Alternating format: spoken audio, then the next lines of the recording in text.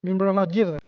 Dhe sot, në këtë të hënë 20 tetor, do të merremi me aktualitetin, me zhvillimet më të rëndësishme politike dhe jo vetëm në hapësirën shqiptare. Në pjesën e parë do të flasim kryesisht për ato tema që kanë të bëjnë me gjyqësorin. Ditën në këtë fundjavë, do në fundjavën që kaloi, gjithë sistemi i drejtësisë, sistemi i gjykatave u pezullua, u kolapsua për shkak të një greve 5 ditore që shpalli dhoma kombëtare e avokatisë. Pas një incidenti që ndodhi në një sallë gjyqi në Elbasan, kur një konflikt verbal mes një prokurori dhe avokati përfundoi me arrestimin e këtij të fundit nga policia lokale. Vetëm sot, pak orë më parë, prokuroria kërkoi lirimin e këtij avokati që ishte përplasur verbalisht me kolegun e tyre në të premten. Po kemi një republikë prokurorësh, siç pretendojnë shumë avokat dhe siç pretendojnë shumë përfaqësues të opozitës, kemi një sistem represiv që po ngrihet, apo reforma në drejtësi ka filluar të jap frutet e veta dhe ajo paqe në thonjza mes palëve në sallat e gjyqit, sa më tepër jashtë tyre, tashmë ka marrë fund dhe drejtësia ka filluar të funksionojë.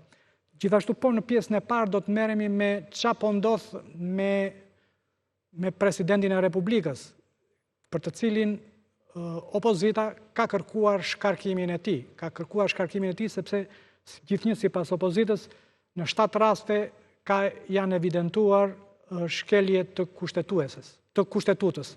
Ndërkohë kemi gjithashtu debate të ashpra mes palëve politike se kjo shumicë qeverisë dhe segmentet që ajo kontrollon në drejtësi po kërkojnë të vënë nën kontroll gjykatën kushtetuese. Kjo do jetë në pjesën e parë, ndërsa në pjesën e dytë do të flasim për zgjedhjet në Maqedoni, të cilat kanë një titull, një emërues të përbashkët. Rënien e lirë në zgjedhjet lokale që u zhvilluan dje të Ali Ahmetit, liderit historik që ka drejtuar me dorë të hekurt për 25 vjet që nga përfundimi i luftës në Maqedoni dhe në nënshkrimit të marrëveshjes së Ohrit. Pra, Ali Ahmeti ka drejtuar shqiptarët e Maqedonisë, që nga dje nuk e ka më këtë rol sipas të gjitha gjasave. Këtë rol e humbi ndonse të premten u zhvillua një miting në Dukje, ose të paktën mijëra qytetarë nga gjitha hapësirat shqiptare erdhën për të mbështetur komandantët e UÇK-s, por në këtë miting pati dhe elemente të theksuara lokale, detaje, që ky miting shpesh ngjasonte me një fushat përmbyllëse të Ali Ahmetit për zgjedhjet e djeshme në Maqedoni. A ka pasur një përplasje politike mes Albin Kurtit dhe Edi Ramës dje në Maqedoni, cila është e ardhmja e shqiptarëve në Maqedoninë e Veriut. Me këtë shumicë agresive votash që ka sërish VMRO DPMNE-ja, partia kryesuese e Maqedonasve, dhe mbi të gjitha cila është e ardhmja e Maqedonisë së Veriut. Ajo do jetë ajo pjesë e botës serbe apo do të përfshihet, do të vazhdojë të integrohet në hapësirën euroatlantike. Kjo do jetë në pjesën e dytë. Por të kthehemi në pjesën e parë, për të cilin kam një panel me 3 veta në studio. Elton Meta, mirëmbrëma. Ndrit Sefa, mirëmbrëma. Mirëmbrëma Leonard Karaj. Ndërkohë përmes Skype-it kam juristin e njohur zotin Kreshnik Spahiu. Kreshnik, mirëmbrëma. Mirëmbrëma. Çfarë ishte ajo që po ndodh në drejtësinë shqiptare? Si e komenton lirimin e sotëm dhe mbi të gjitha arrestimin nga policia të avokatit në sallën, pas seancës në sallën e gjyqit?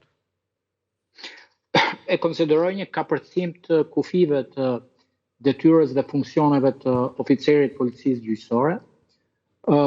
Për interpretim të publikut që na ndjek, nuk kemi pasur të bëjmë një arrestim, po me një ndalim të kryer me iniciativë nga policia gjyqësore, pa prezentën e fakteve apo rrezikut për largim nga hetimi, ndonse nuk ekzistonin elementët e veprës penale, ndonse nuk kemi pasur goditje apo pengim fizik, është konsideruar retorika e avokatit të mbrojtës të një të arrestuari në seancë gjyqësore si një kanosje ndaj prokurorit të seancës.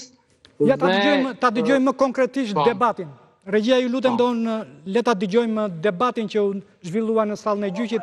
Tani kërkesa e prokurorit për vlerësim arresti dhe caktim ase bazohet te disa provave. Një ndër to tregon që ka pastyrim të rreth të dhënave. Dhe që do të merret personalisht edhe me prokurorin, edhe me gjithë oficerët e policisë. Do të bëj kallëzim. Do të bëj kallëzim. Avokat nuk funksionon me kërcënim në sallën e gjyqit. Nuk ka rëndësi se çfarë do bëni ju jashtë kësaj salle me këtë doni ju. Do tash për herë të fundit avokat do marr masa nga ato që parashikon kodi procedurës. Këto lloj komunikimi në këtë sallë gjyqi me mua si gjyqtare nuk të lejohen. Përqëndrohu te mbrojtja që do i bësh të pandeurit tënd. Ose do i caktoj në një avokat tjetër kryesisht dhe do të nxjerr për jashtë. Avokat nëse vazhdon me këtë gjuhë komunikimi. Përqëndrohu te mbrojtja, po ta them, para lajmërimi fundit. Nga sa pash konstatoj pastyrim të dhënave të rreth. Kreshnik, nëse citoj sakt, do merrem personalisht me prokurorin. Është kërcënim, gjuhë apo thjesht një zhargon i papërshtatshëm në një sallë ku duhet solemnitet maksimal? Tani, më dëgjoj vlerësimin tim. Ky është një precedent negativ i cili mbart dy rreziqe nga të dy krahë. Nëse çështja do të shkonte në favor të prokurorisë dhe në disfavor do të konsideroj vepër penale dhe një vepër e rrezikshme me masë sigurimi arrestin, atëherë do të jepi një superfuqi dhe do të qenë një praktikë negative në të ardhmen, duke i dhënë një pushtet që nuk i takon një prokurorie e cila me patë drejtë është decentralizuar dhe po dështon me reformën në drejtësi.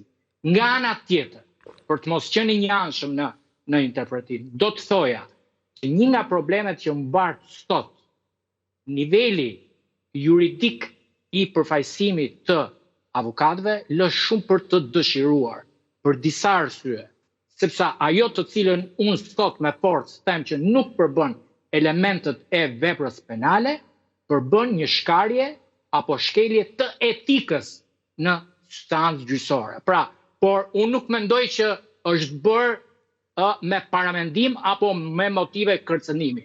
Unë mendoj që kjo vjen shpeshherë nga niveli mediokër i disa avokatëve, të cilët fatkeqësisht në shumë raste rrëshqasin edhe me retorikën apo gjuhën e pandehurve. Domethënë, jetojmë tani në një epokë që qoftë prokurorët apo qoftë avokatët shpeshherë flasin me gjuhën e të fortëve. Kjo mendoj është një periudhë e cila duhet të kaluar dhe duhet të kaluar në një mënyrë të forcimit të disiplinor, qoftë të rregullave në proces gjyqësor apo hetimor për prokurorët dhe gjithashtu për forcimin e etikës dhe rregullave të dhomës avokatisë për përfaqësuesve, sepse jo rrallëherë, mos harroj, unë kam ndjekur me vëmendje kryetarin e dhomës avokatisë zotin Max Haxhia pas vrasjes së gjyqtarit të ndjer zotit Kalaja, i cili bëri një analizë shumë interesante. Tha, vetë në avokatët shpeshherë jemi fajtorë, të cilët inkurajojmë apo motivojmë shpeshherë palët apo të pandehurit me argumentimin që ata janë në të drejtën e tyre edhe kur nuk janë, duke marrë përsipër çështje të cilat ligji nuk i favorizon, apo shpesh herë duke i inkurajuar kundër gjyqtarëve apo prokurorëve. Pra një lloj sharlatanizmi. Prandaj unë them që kjo është një praktikë shumë negative e cila do një trajtim të kujdesshëm, sepse sado unë jam në krahun e atyre që mendojnë që jetojmë në Republikën e Prokurorëve, të cilët shpeshherë kanë marrë fuqi. Shqipëria është pas Rusisë vendi i dytë për numrin e popullsisë përfrym për masat e arrestit me burr. Pra pas Rusisë, në gjithë Europën perëndimore, në gjithë Bashkimin Evropian, përfshi dhe Ballkanin, nuk kemi aq masa arresti përfrym popullsie sa kemi në Shqipëri. Dhe unë mendoj që ka një tejkalim të prokurorisë tek masat shtrënguese, por nga ana tjetër, duhet të themi dhe atë pjesën tjetër që do të ishte mirë, dëgjoj, kujtoj me mall, unë kam pas licencë në avokatisë që në vitin 1995. Para 95-s punoja gjyqtar dhe kam drejtuar një proces kur kisha 2 palë, të cilat përfaqësoheshin i paditësi nga Indjeri Kleanthi Koçi, i padituri nga Stavri Çeçi. Të dëgjoje 2 mbrojtësit, pra 2 avokatët. Pas ke bërë në fakultet të dytë në këtë seancë Kreshnik, në këtë proces, po. Pra, ajo që një internship, që një praktik, që një master më vete, kur ti ballafaqoheshe me një nivel elitar të mbrojtjes dhe avokaturës në atë periudhë.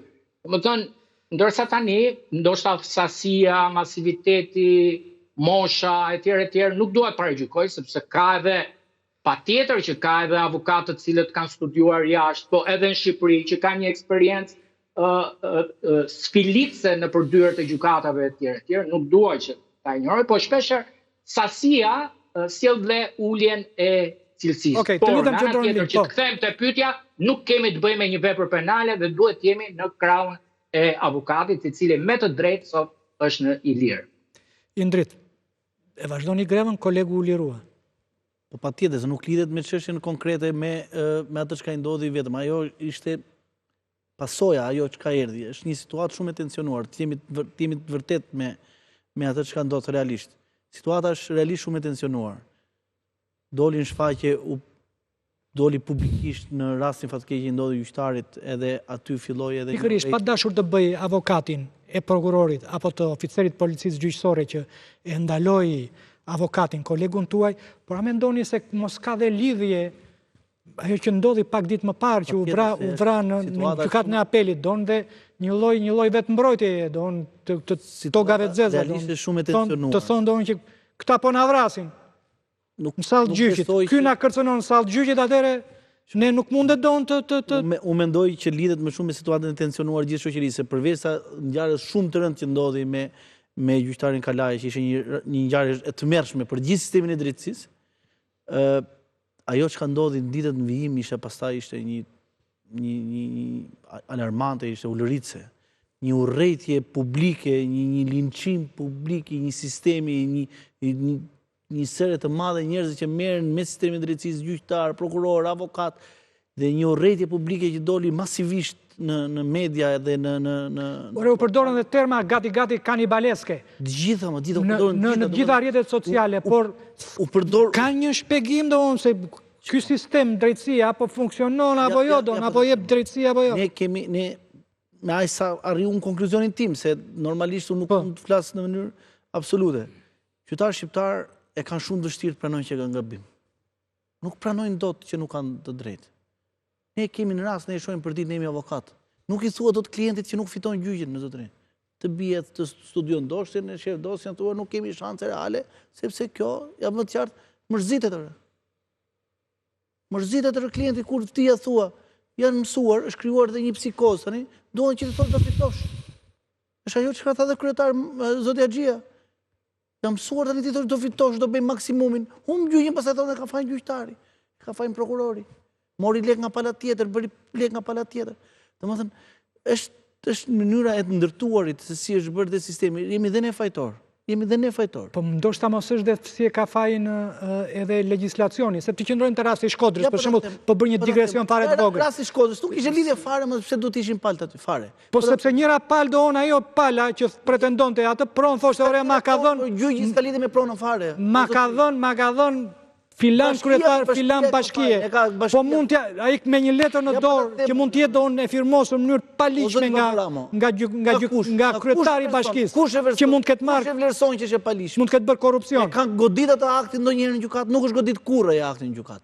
Ai është paguar, kjo familja që pretendon dhe pronën, që ka pronën, që ka pronësi sepse e ka marrë, ka paguar shumën e lekëve kërkuar nga shteti shqiptar me VKM, e ka paguar lekët. Tani e ka godit njëri këtë aktin e bashkisë? Tu ke institucione që janë amorfe, nuk bëjnë asgjë. E diti që institucionet publike shqiptare janë totalisht pa afta, janë në gjumë, për çdo gjë thonë i shkon drejtori i gjykatës, ore për gjën më të vogël, për një gjë administrativisht, një çështje ordinere administrative që mund të bëhet kushdo jurist mund ta zgjidhë, i thon palës drejtori i gjykatës. Po nuk ka mundësi më që ne të kemi një numër kaq të madh çështje gjyqësore me një vend kaq të vogël sa është Shqipëria, është e pamundur logjikisht. Këtu institucionet janë inekzistente. Vetën gjykatës, gjithë gjykatës shkallës para i bën ankim. T'jemi brenda, thotë, e kupton apo? Ja me parimin t'jemi brenda, ta bëjmë se si dihet. Institucioni publik më, nuk i sjell asnjë pasojë, vetëm organizon gjykata, i merr vendim se si të zgjidhë situatën e krijuar. Ai bën ankim. Të kthehemi tek rasti. Rastin konkret, po them, se kjo duhet parë në tërësi gjë. Situata shumë e tensionuar. Edhe avokatët tani janë në presionin edhe të klientëve, edhe të situatës, sepse kishim rastin konkret, kishim 14 veta të cilët ishin në seancë për caktimin e masës sigurisë, sepse ishin gjetë 3 armë. Kishte vepra për kundërshtim forcave të rendit, gjitha me radhë. Ndërkohë ishin 14 veta që ishin masë sigurie. Tani dhe avokatët secili do bëj punën e vet, patjetër. Tani them që gjuhë e përdor, ajo çka ndjoni ju në atë dhe çka thën avokati nuk është larg se qenë vepër penale, s'ka lidhje fare me veprën penale, se ne dimë se çfarë do të thotë kanosi, do të jetë rreziku me njëhershëm, do të jetë atë të çafshëm me pasoja të rënda. Shumë e vështirë ta provosh atë vepër një herë edhe në rrethana të tjera, jo më kur e kemi audion, nuk ka vepër penale. Patjetër situata krijuar, edhe tensioni krijuar, tani çdo gjë bëhet mediatike, se edhe ne kemi pas debatën për sallat gjyqi sa duash. Nga palet, ne kemi kërcënuar, kemi bërë, po është pjesë e punës kjo. Ne kemi pas avokatë që janë vrarë sa kanë dalë nga sallat gjyqit. Është plagosur, ka qenë me klientin, erdhi pala tjetër, goditi dhe avokatin edhe. Po, zoti Kreshnik përmendi pak më parë papën e drejtësisë shqiptare, Kleanthi Koçin. Tani i cili u vra në lidhje me profesionin. Edhe akoma është ngjarje pa zbuluar, apo? Edhe tani çfarë mund të themi ne? Janë rreziqet e profesionit këto. Patjetër, trajtimi që i ka bërë, edhe mu merdi mirë që prokuroria ka reflektuar në momentin që ka marrë dosjen, ka marrë atë vendim që duhet të marri, sepse është realisht një vendim që duhet të marri, sepse aty nuk janë kushtet për të caktuar një masë sigurimi, ose për të bërë gjykatës kërkesë për një caktimin e masë sigurimi, ka vlerësuar që ndalimi është i palishëm dhe e ka vlerësuar vetë prokuroria. Tani, e vërteta është që situata është realisht shumë e tensionuar. Qytetarët shqiptar e shohin sistemin e drejtësisë si një armik, si një kundërshtar. Vërteta është komplet ndryshe. Është politika ajo që i ka bërë qytetarët shqiptar, me retorikën e saj të përditshme i ka bërë që ta shohin sistemin e drejtësisë si kundërshtar. Kjo është e tmerrshme. Qytetarët duhet të kuptojnë që mbrojtja e tyre e fundit është sistemi i drejtësisë. Ata burra, ata gra janë. Po është realisht apo jo? Është zotëri, është. Se po ti thush për ditë këta janë këqinj, këta janë korruptuar, këta janë këqinj, këta janë korruptuar, ti e humb besimin. Nuk është çështje sa do vendime të marrin gjyqtarët në Shqipëri, sa do vendime të marrin, nuk e zgjidhin dot. Është perceptimi që kanë qytetarët e drejtësia, ajo e mban shtetin në këmbë. Qofse ti vetet në një derë gjykate dhe thua që këta janë të korruptuar, çfarë drejtësie do presësh ti nga ai? Çfarë do vendimi të japë ai, ti do thosh është i korruptuar kjo zotëri. Prandaj perceptimi i drejtësisë. Po kur s'është më supozojmë, do të perceptojmë me zorun kur s'është që s'është i korruptuar. Po tani, po ti marrësh ta që thonë që është i korruptuar, ti pyetesh sa përqind prej tyre kanë pas rast individual, e di sa përgjigjen apo? 2-3%. Po nga e ke perceptimin se kam dëgjuar filani, kam dëgjuar filani. A the don për 3 pistoleta, sikur ishin topi i Mado Grudës, u arrestuan 14 veta. Po pra. Po. Drejtësisht kjo. Sigurie, u liruan ata nga gjykata. Po. Po në gjithë botën ndodhte, do të dalësh me siguri apo patjetër. Ca vajtë në arrest shtëpi, ca vajtë detyrim paraqitje, ca në arrest me burg. Po avokati, që vazhdoi të njëjtin argument duke bërë avokatin e avokatit, tha doon që prokurori ka falsifikuar Prokuror vetëm Josip Pashkon diun që falsifikonte provat, që fuste në kishën e Gjuadolit fuste armë. Zoti Beberama, ka rrugë procedurale. Ti e merr dosjen, gjeni emrat e personave të cilët janë aty, bën kallëzimin penal për katës e vazhdon rrugën. Ato të bënte më drejt. Po mi më dakord me atë do bënte atë thash që do bëj. Po patjetër pra. Po s'më le ta bëj si ta bëj. Edhe një herë. Po më vure prangat para se ta bëj si ta bëj. Edhe një herë. Tani ai e studioi dosjen aty, se studiat e di dosjen. Po përderisa folin ka elemente të falsifikuara, tha, në procedimin penal. Atë do bëj ai, sa dali atë do bëj. Patjetër atë do bëj. Jo, unë po flas për momentin, ne po flasim për momentin çfarë ndodhi në sallë. Arrestuar të nesër. S'është ajo gjuha e dur për ta thënë atë gjë. Sa historia ka ndodhur të premten. Ky është arrestuar të shtunën. Të shtunën, po. Okej. Pra, debati është ndaluar, se nuk është arrestuar. Është ndaluar, po, fiks është ndaluar, se këtu kemi të fortë edhe te OPG-t më. Ne spresim më prokurori. Po ta përthem pra, është ndaluar me iniciativë të OPG-s, të oficerit policisë gjyqësore, jo të prokurorit. Ka marrë urdhër prokurorit. OPG-ja mund ta arrestoj pa firmë prokurorit. Po, kur jam një person aty, po, në atë çast kur më shikon, ajo quhet flagrancë ose duke vjedhur, po. Në rast tjetër jo. Duhet me urdhër prokurori. Në rast tjetër jo. Ktu është jo kapërcim i detyrave që i ka një oficer policie gjyqësore. Po, me pak është lajthitje, them unë. Lajthitje në ligj. Prokurori ka kupton fare, domethënë se për çfarë je aty. Ky është një rast i izoluar sipas jush apo është një tendencë dhe ju pretendoni si shumë të tjerë që këtu po kthehet një republikë prokurore? Ja ta them në dy fjali.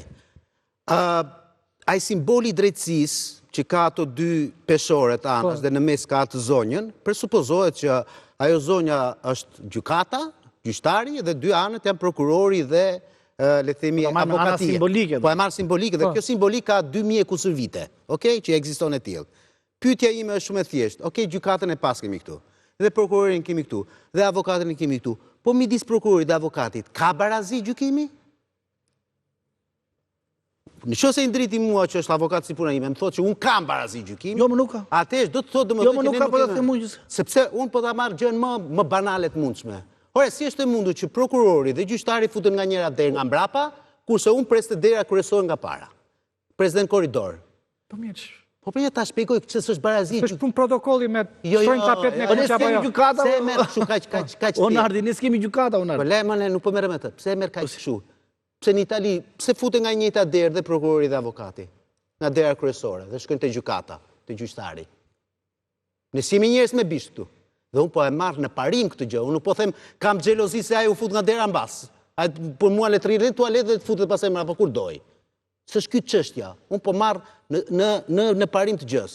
Dhe ti rri për shembull një orë as gjysore aty dhe pret derisa të vi, jo të vi orari, se të ka kaluar disa herë orari dhe pastaj thirrësh nga sekretaria e gjykatës dhe thua shiko se nuk është as prokurori ose nuk është gjyqtari. Po të ndodhin e kundërta, ti që ti ke shkuar 5 minuta me vonesë, ti u dogje vlla. Ku është pariteti këtu? Ku është barazia midis njëris dhe tjetrës? Ose të marrë raste tjera konkrete, për të treguar që jemi ose republik bananesh, ose republik prokurorsh. Po një lloj janë, vëllezër e motër janë, për mendimin tim. Po si ma koncepton ti mua faktin, që në 99.99% e rasteve, kur shkohet për masa sigurimi, atë që kërkon prokurori vendos gjykata. Po kush është faj prokurorit apo gjykatës? Faj prokurorit. Jo, po e marr në tërësi të gjë. Po është faj gjykatës. Dakor. Si është e mund? Është faj gjykatës më. O Indrit, po flas për barazim në gjykim. Dhe unë po të them ty, si është e mundur? Tani çfarë jemi ne avokatët ose trupa avokatisë? Dekor për të legjitimuar një seancë gjyqësore? Po le ta bëjnë si kohën e Araniçelës. Vetë zot, vetë shkop s'kishte nevojë për avokate. Pse do avokatin ti aty? Avokati duhet aty, jo thjesht për të qenë orendie sallës gjyqit. Është për të bërë debatin gjyqësor, për t'i dhënë palës të drejta që ja ka njohur kushtetuta dhe ligji. Garancia e procesit drejt. Kjo me pak, dhe pastaj që të kthemi tek procesi penal. Vetë kodi penal dhe kodi procedurës penale është bërë për të ndihmuar të pandehurin, qytetarin, nuk është bërë për të lehtësuar punën e prokurorit apo të gjykatës. Është bërë për të ndihmuar këtë, Dhe vetë ligji penal në vetvete, në frym, në gërm, është domethënë që nëse ky njeri sipas kodit duhet të dënohet 10 vjet, atëherë të ketë një lloj mëshirimi penitenciar. Pra, është ajo ideja domethënë që ne të mos kemi mundësinë thjesht të i fusin burg njerëzit, por t'i rehabilitojmë për vepra penale për cilat ata kanë bërë. Si është e mundur, që është kjo histori? Dhunë familje, thot ai, 130 katës se ishte në sytë fëmijës. Po mirë, në një familje në sytë fëmijës do bëhet kjo histori. E qonë ti 5 vjetë në burg atë. Ti ke shkatruar familjen. Ke shkatruar... Po familja e shkatruar ka qenë, po... Jo, se ka pas raste, Babarama, mos i meni gjëra do më thënë radikale fare. Se ka raste do më thënë që kjo dhuna familje nuk mund tjetë rast sporadik. Dhe këtu nuk e ndanë gjykata, këtu është problemi që unë kam. Se në qoftë se është një rast dhune i vazhdueshëm, dhe kjo është lehtësisht e verifikueshme, dhe kur është sporadik, këta nuk e shikojnë kështu. Te shikojnë, jo më vas kështu, 4 vjetë, 5 vjetë burë. Kurse kur shkon një zyrtar i lartë, si që ishte rasti së mbylla, si në rastin e sotën për shembull, shkon në prokurori dhe kërkon 7 vite burg për ish drejtoreshën e kadastrës Durrës, 7 vite burg, me gjykim shkutuar 4.8 vite, dhe ajo dënohet me 5 vite shërbim prove, pa asnjë ditë burg. Unë nuk jam për në burg, po a ka një matës kjo histori? Ky korrupsioni... A ka rrethana lehtësuese aty? A ka dispozita rrethana? Jam dakord, po nuk ka fëmijë të vogël, nga e diti për. Nuk mund të jetë, Indrit, nuk mund të jetë rrethana lehtësuese vetëm njërin krah. Jo vetëm tek ai që ka qenë zyrtar i korruptuar apo jo, e ka vendosur gjykata atë punë, po që ka qenë zyrtar dhe e ka xhepi. Kurse ai qytetari thjesht nuk ka as edhe një gjë, ai të rrohet. Po kush sa më natë kush? Sa po mu po të them me rasën, nuk po të them më tani se s'po bëj hamenci. Ndodhet Nardi, ndodh se ja po ta them unë, e kanë nxjerr gjykata, i kanë një sekond. I kanë nxjerr gjykata zoti Babaramo? Ka ndodhur që ka ndodhur një ngjarje tjetër më e rëndë. Janë marrë personalisht me gjyqtarin, me prokurorin deri në brez të 7. Si pasojë, si kundër përgjigje, për të qenë sigurt këta për të qenë brenda, i fuzin gjithë brenda nga 10 vjet. Edhe kjo është... Po kjo është e rëndë, mërë, zoti. Kjo është bolshevike. Kjo është... Po mu po ta them që ndodhë, tim nuk është bolshevike, po që të temë? Tani, o zotri, u more me gjyqtarin në Shkodër, thanë, si e nxori ky këtë vrasin në ndaj këti, ai për atë vrasin që u kap... Po qa lidhe kishte... A e nxori gjyqtari? Po nxori se kishte pas drejt me të tjera. Po kush e nxori drejtën? Pa sa ditësh u kuptoi drejta? O Indrit. Pa ti 5 ditë i bën gjyq publik, më. Gjyqtarit. Ti Shqipëri... Ore të lutem, gjyqtarit e i bën 5 ditë gjyq publik? O Indrit. I bën gjyq publik në çdo studio. O Indrit. Kishte bërë amnisti shteti shqiptar, parlamenti kishte bërë amnisti, i kishte hequr, kishte rënë dhe veprat penale për cilat akuzohesh, dhe normalisht gjyqtari të marrë atë vendim që procedura dhe kodë. Ti në rrjetet sociale, ti shqiptarët i ke kthyer në të gjitholog, mor Indrit tani. Po që ti me gjyqtari, nuk ka familje, jo zotri? Po nuk ka familje, nuk ka prindër ai. Bile, o zotri, po një pyetje. A e diti që tani po vin njerëz në studio dhe më thonë, shiko se e kam bërë këtë padin, po nëpërmjet ChatGPT, si e kam bërë mirë, e ke bërë shumë mirë, i themun. Po pse vin këtu tek unë kur e pas ke bërë kaq mirë? Elton. Sot ka një furi reagimesh e mbrojtje për avokatin, nga gjithë trupa avokatëve, por për të qenë korrekt duhet të jemi pak të ftohtë për të gjykuar gjërat. Nga ajo që dëgjuam, e gjithë historia nis nga një gabim që ka bërë avokati në seancë. Ky gabim nuk zhbëhet nga fakti që prokurori ka tepruar apo oficeri përkatës ka tepruar qasjen e tij dhe ka marrë masë edhe më ekstreme. Në këtë kuptim, furia që avokatët po bëjnë për 3 ditësh mund të vlejë për ta nxjerrë nga burgu atë djalin, por nuk vlen për të zgjidhur çështjen. Për fat të keq dhe largimi i dhomës avokatëve, nuk ka asnjë moment ku të paktën të thuhet që etika e avokatëve duhet përmirësuar apo të ketë një moment ku ata të ndalen dhe të shkojnë veten e tyre. Nëse gjëja do të mbetet tek fushatat, kishim një fushat para 2 javësh kundër gjyqtarëve. Tani kemi një fushat kundër prokurorëve. Historia do të marrë këtu. Ai djali ka dalë sot, do të merret në një mas ndoshta ndaj apo gjës apo ndaj prokurorit, por nuk është kjo zgjidhje. Avokatët vetë do të jenë më të ftohtë përpara se të sulen prokurorit. Dhe ne të krijojmë tash viktimë në radhës, që është prokurori X apo gjëja X, që mund të kenë dhe përgjegjësinë e tyre. Avokatët duhet të shikojnë veten e tyre, janë pjesë e sistemit dhe kanë fajet e tyre. Në rast se ata bien peng e kësaj furie, akuzash, kritikash për palën tjetër, unë besoj që nuk është zgjidhje. Në rast se avokatët do të ndalen, do të shikojnë veten e tyre, cilësinë që kanë dhe pjesën e etikës, besoj që është hapi dur për të përmirësuar gjërat, sepse nuk është ky rasti i parë. Rasti që pam në tani, u bë rast sepse ka bëj prokurori. Mos gabonte prokurori, pra të kishte mbetur gjëja po aty, do të kishim raste pafund kështu. Unë do merrem me ju personalisht, ju merrni me mua etj.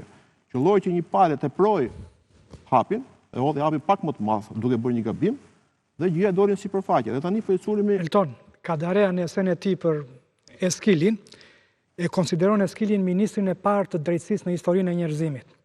Dhe vazhdon Kadarea, thot Don, në 7 veprat e shpëtuara të Eskilit ka një mesazh të vetëm, evadimi së drejtës.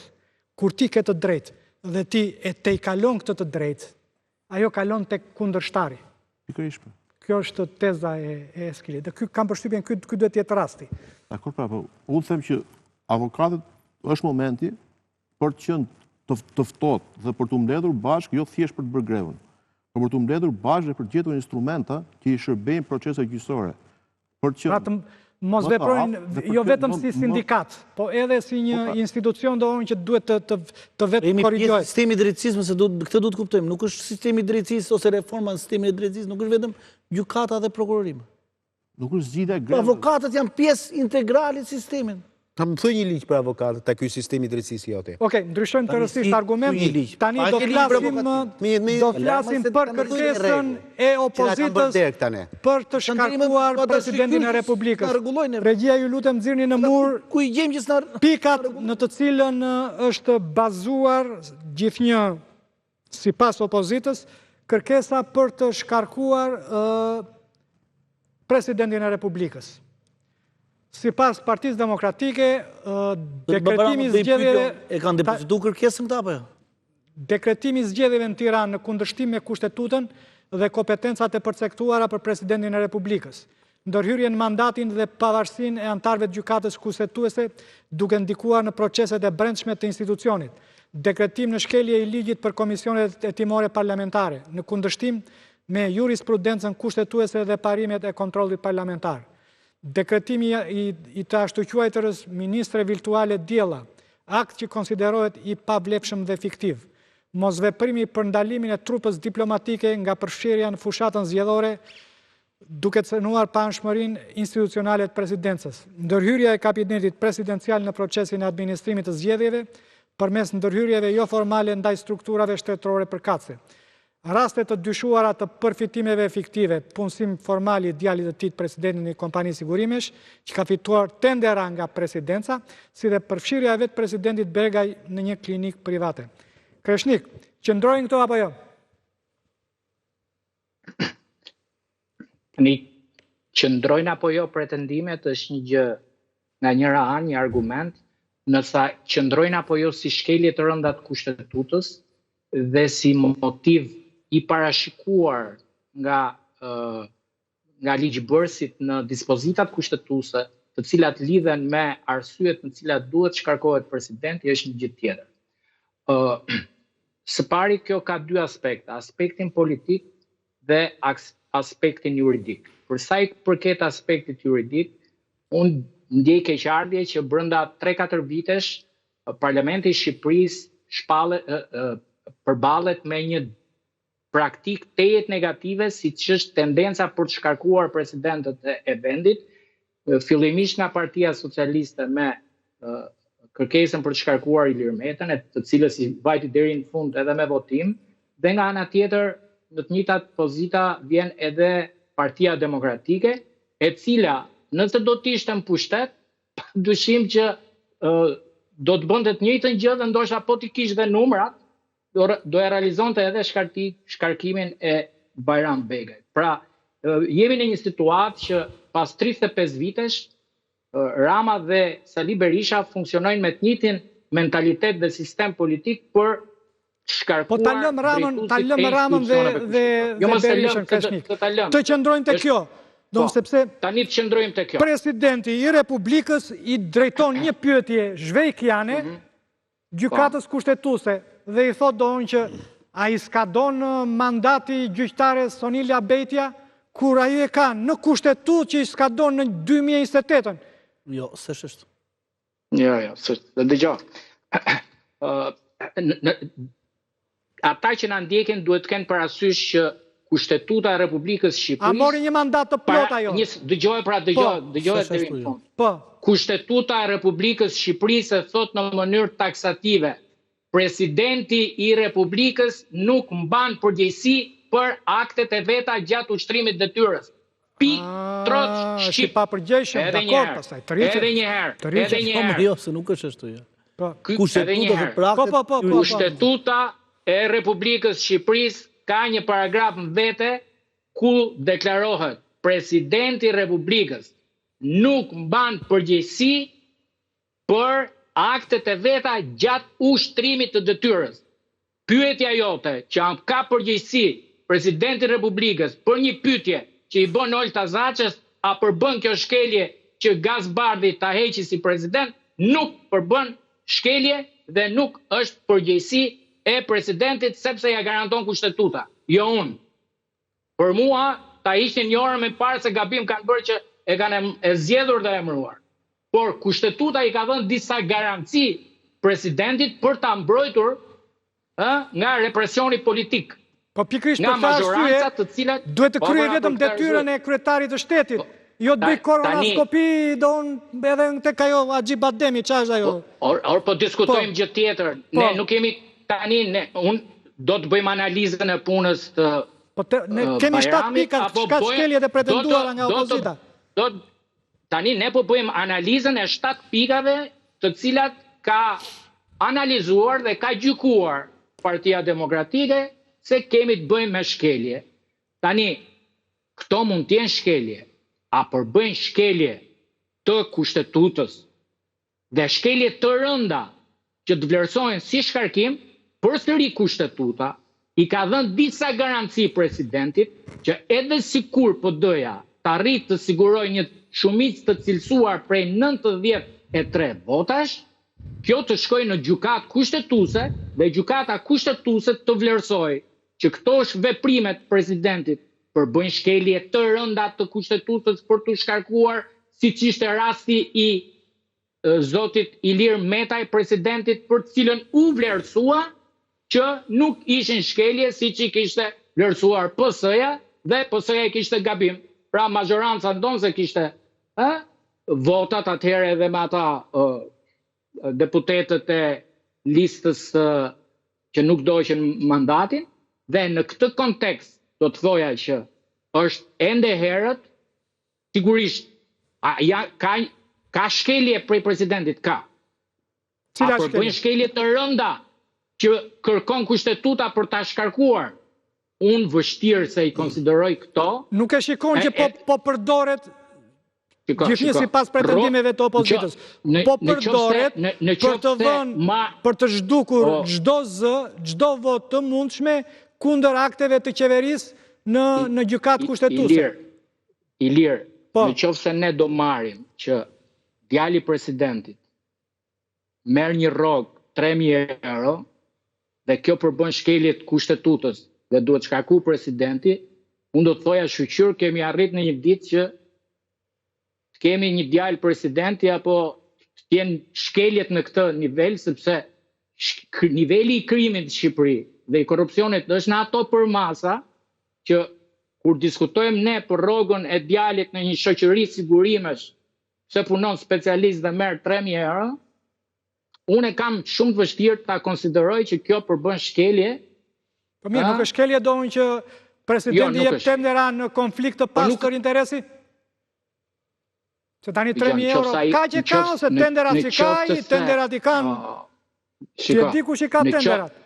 Në qoftë se edhe një herë, tenderat edhe një herë prap për publikun që të na dëgjoj. Presidenti i Republikës shkarkohet në 2 raste.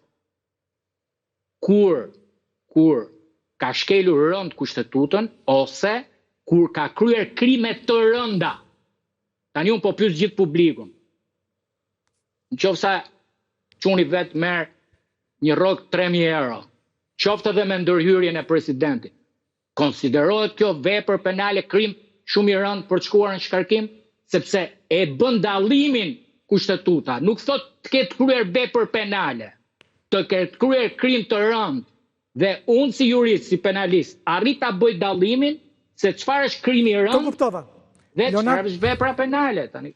Tani, kam vetëm një gjë vërejtje shumë miqësore me zotin Spaju, kur e merr sado pak të lehtë këtë historinë e 3.000 eurove të djalit të presidentit thash. Tani unë nuk njoh shumë 22 apo 23 vjeçar që... Sa vjeçar është? 23. Po s'është pak më shumë, është doktor. Po flasë për djalë. Maru shkollën, po pra, është doktor. është doktor. Oke, mirë, në 33. Djali i presidentit merr një rrogë 30.000 euro neto vjetore në këtë kompaninë e sigurimeve, neto po flas, dhe është personi i 4 më i paguar i kësaj kompanie. Pra është presidenti, 2 zëvendës presidentët edhe djali i presidentit. Djali i presidentit mund ta meritoj këtë gjë. S'po merren fare, ata mund t'i japin 30.000 apo 300.000 euro. Po. Dhe mua nuk më intereson kjo si histori.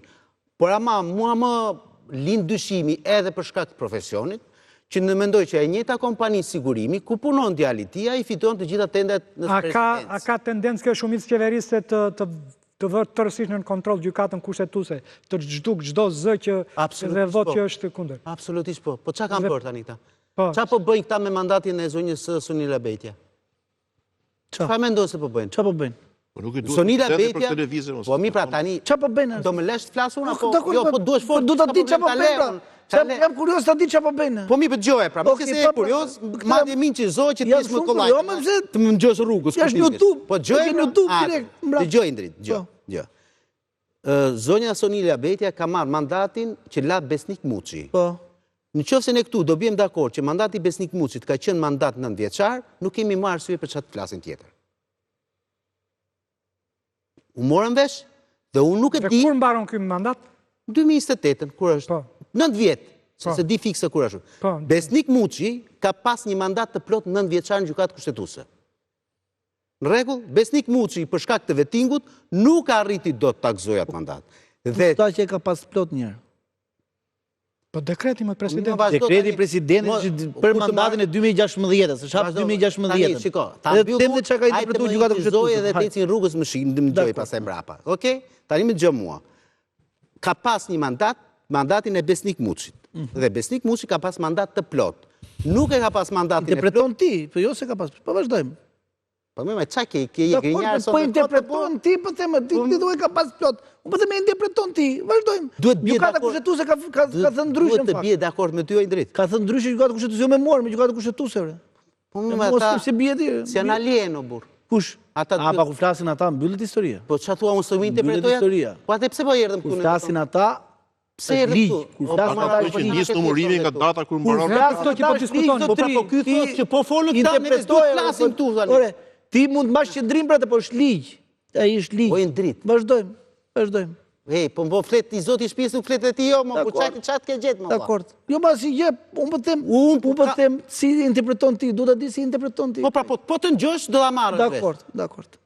Po them edhe një tjetër, gjykata Sonila Betja ka marrë mandatin e Besnik Muçit.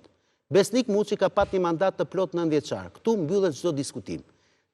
Mandat të cunguar, jo të plot, e ka pas Holta Zaçe. Madje Holta Zaçe, dhe sot e kësaj dite është në kapërcim të mandatit vetë, sepse i ka përfunduar që në mars të këtij viti. Madje për te kësaj, nuk do duhet as të gjykoj çështjen e Naure Dallagami, për mendimin tim modest, se unë nuk i gjykoj dot këta alienet e gjykatës kushtetuese, kush jam unë të gjykoj këta, as ta gjykoj në 11 nëntor në çështjen gjyqësore në Naure Dallagami, se bëhet fjalë për mandatin e saj, për postin që do zëvendësoj pikërisht Holta Zaçe. Po kjo nuk e vret mendjen për këtë pjesë. Do ta gjykohet atë. Mund ta çojë edhe në Davidin tjetër dhënien e vendimit. Se kështu e shikojnë ta.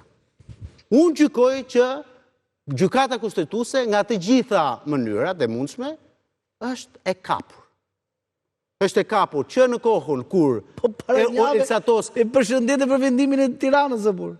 Për pezullimin e zgjedhjeve. Ata vendim i drejtë, super i drejtë, simbol drejtësie, doli kreu opozitës. Simbol drejtësie se kreu opozitës se ta përshëndes gjykatë kushtetuese për vendimin guximtar. Avokati i opozitës jam unë. Po them opozita ka ngretë si çështje këtë. Opozita ka ngretë si çështje. Ja 2 ditë ke netur se unë o burr tani po më vëse. Unë dakord, opozita kemi të bëjsojnë, po unë më them. Në lidhje me dekretin dhe mbylla këtu, në lidhje me dekretin, ishte të mos dihet lexoja shqip. Se njeni që e 5 minutë të thoshte, në momenti ku ka një apelim vendimi, pezullohen gjitha veprimet. Tani dekretin e Benzori Begaj apo unë. Dhe Begaj ka nga mbas një që ti e ke idhull, shqiptar ligjor. E kam pas ministër drejtësisë. Po ti pra dhe tash ty në burë. Po, atë djalin e Çajupi. Dhe ai nuk që ka kaq jurist i Këshilltar madh. nga PD ka gjithë ai, me thënë drejtën. Këshilltar gjithë nga PD ka. Nuk ka qenë kaq jurist i madh ai, që të kuptoj që po s'di të lexonte shqip. Partia ime ka për ministër, me thënë drejtë, po nuk është puna aty. Si ku është puna? Po të them gjë tjetër tani. Ç'a po? Ashtu. Ta marrim me radhë. Edhe Kadri Azbiun, partia e vete, dënoi, po Gjithë ministër. Tani, do t'i marrë me radhë, zotri? Shkurt. Po, telegrafikisht. Dekretimi i zgjedhjeve në Tiranë, nuk kemi vendim gjykatës kushtetuese, kemi nda 31. Të pristë opozita vendim gjykatës kushtetuese nda 31 dhe ta quhen dhe shkelje. Ndërhyrje mandatin e pavarësisë anëtarëve gjykatës kushtetuese, po kjo është shkelje, sepse për mendimin tim duhet ta dekretonte që në janar, duhet hapte vendin që në janar. Ai për mos të bërë pjesë e debatit politik, për mos mbajtur pat. Është një kërkesë ka bërë, Ka bërë një kërkesë gjykatës kushtetuese, kërkesa nuk është e nderuar gjykatë kushtetuese, ju Jo, po me atë kërkesë vuri në lëvizje një makinë infernale ai. Mund të rrezojë Se kërkesën. kështu shejtan budallat, o thash që Pse kjo ra duhet? Ai boti patia s'është shfaj. Po të donte ai, po të donte. Kjo godina është me 9 kate apo jo? Se mos është me 6 kate. Nuk Pra 3 kate. Nuk sipër. Ai mund të thotë Buraku direkt. Çoj këtë në liçi. Ai po të donte, në janar thoshte zonjë, ka marrë dekreti, hapet vendi, miru pafsh. Po se Po thot donte presidenti, e thot, se është dekreti presidentit ai. I takon presidentit dekreti. Po dekreti presidentit të mëparshëm thotë që ky mandat është 9 vjeçar dhe përfundon në 2028. Ka një parim, është në 179 në fund fare, është dispozitë tranzitore. Thot, gjykata kushtetuese ripërsëritet një herë në 3 vjet. Po dispozitë tranzitore, sa vazhdon kjo perpetuum mobile? Perpetuum mobile vazhdon. Deri në 2022 vazhdon kjo dispozitë kalimtare. Me këtë interpretim që e bëni ju, e di ku rregullohet gjykata kushtetuese, 2045-ën. Dhe kjo të prish punë. Sepse ikin ngelin katë, për prish punë, mos i prish punë, prish parimin kushtetues, çfarë flisni? Okej. Po i heqim këta të tre. Presidenti tani do heqim pas këtyre treve. Si? Të të bëj pyetje ty me që se e dike këtë. 2028 do ikin 3 tjerë. Cilët do ishin? Xhaferllari, Bina im duket edhe po bëjnë 9 vjet ata, prandaj do hiqen. O sotri, po si më bëjnë 9 vjet? Po bëjnë 8 më, 8 bëjnë, 8 vjet bëjnë. 8 vjet Xhaferllarit, Bina 8 vjet. Edhe ai Po e nënt sikur është procedura, po 8 ka qenë fizike të tyre. Fizikisht janë aty, sepse gjykata kushtetuese në interpretimin e saj ka mbajtur qendrim shumë të mirë për mendimin tim. Numërimi nis kur hapet procedura. Numërimi nis nga momenti që hapet vendi. Edhe me drejt zotit se këtu nuk i bënin procedurat, edhe vazhdonte 3 vjet zgjedhja. Ai thotë filloi procedurën përpara, që në moment që të filloj mandati, të filloj në numërimi për 9 vitet. Që mos rri në varësi. Edhe çfarë bëri presidenti këtu për mos u bërë pjesë e debatit politik me drejt zotit, po për mu ka bë gabim se presidenti është për të marrë edhe veprime juridike, për të marrë edhe për nxjerr dekrete, i drejtoi gjykatës kushtetuese një pyetje, kur ju mbanon mandati secilit prej jush? Gjykata kushtetuese mori vendimin, që e vonoi shumë, për mendimin tim 10 muaj sa e vonoi. Gjykata kushtetuese tha, filan gjyqtari mbaron këtë datë, filan gjyqtari mbaron këtë datë, filan gjyqtari mbaron këtë datë. Ai ka shmangur iniciativën e vet. Ja se do i marr çik me Po. Dekretimin në shkeljen e ligjit komisionit hetimore. Po. Çdo president ka bërë dekrete ligjesh që i ka shfuqizuar gjykata kushtetuese. Po. Siç ishte edhe ligji për tatimin e bizneseve të vogla gjitha me radhë. Pse se çojmë për ata, i sojësh. E dyta, dekretimin e zhvillimit ministër vituale. Pse ka çu PD-ja këtë gjykatë kushtetuese? Dekretin ta shfuqizojnë gjykatë kushtetuese një herë dhe pastaj thotë që ka presidentin gabim. Vej një herë PD në gjykatë kushtetuese, të fitoj, pastaj ka gabim presidenti. Vazhdojmë. Mos veprimi ndalimin e trupës diplomatike. Tani ne e dim që presidenti në politikën e jashtme ka vetëm rol honorifik. Ata kanë ministër. Magari. Po ashtu e ka bërë kushtetuta, o zotri. E qartë, e mora vesh. Duhet ta dekorojmë. Po, Elton. Një fundit, po sa ta them diçka. Po hapra. Tendrat që tha Nardi ka marrë në vitin 2024 ajo firma e siguracioneve 140 euro nga presidenca. 140 euro. Po pse gënjen hapur më? 140 euro. Të lutem. Nxirri, po unë kam parë denoncimin. Një minut. Ka një sekondë, tani dëgjoj sot. Tani do me fotot? Po. Kam parë denoncimin, ja këtu një minut. Denoncimin e kryetarit grupit parlamentar. Për sa euro e humbi mandatin e deputetit? Të lutem. Në 2023. Dhe 2023. Janë stendera, po janë stendera, më fare.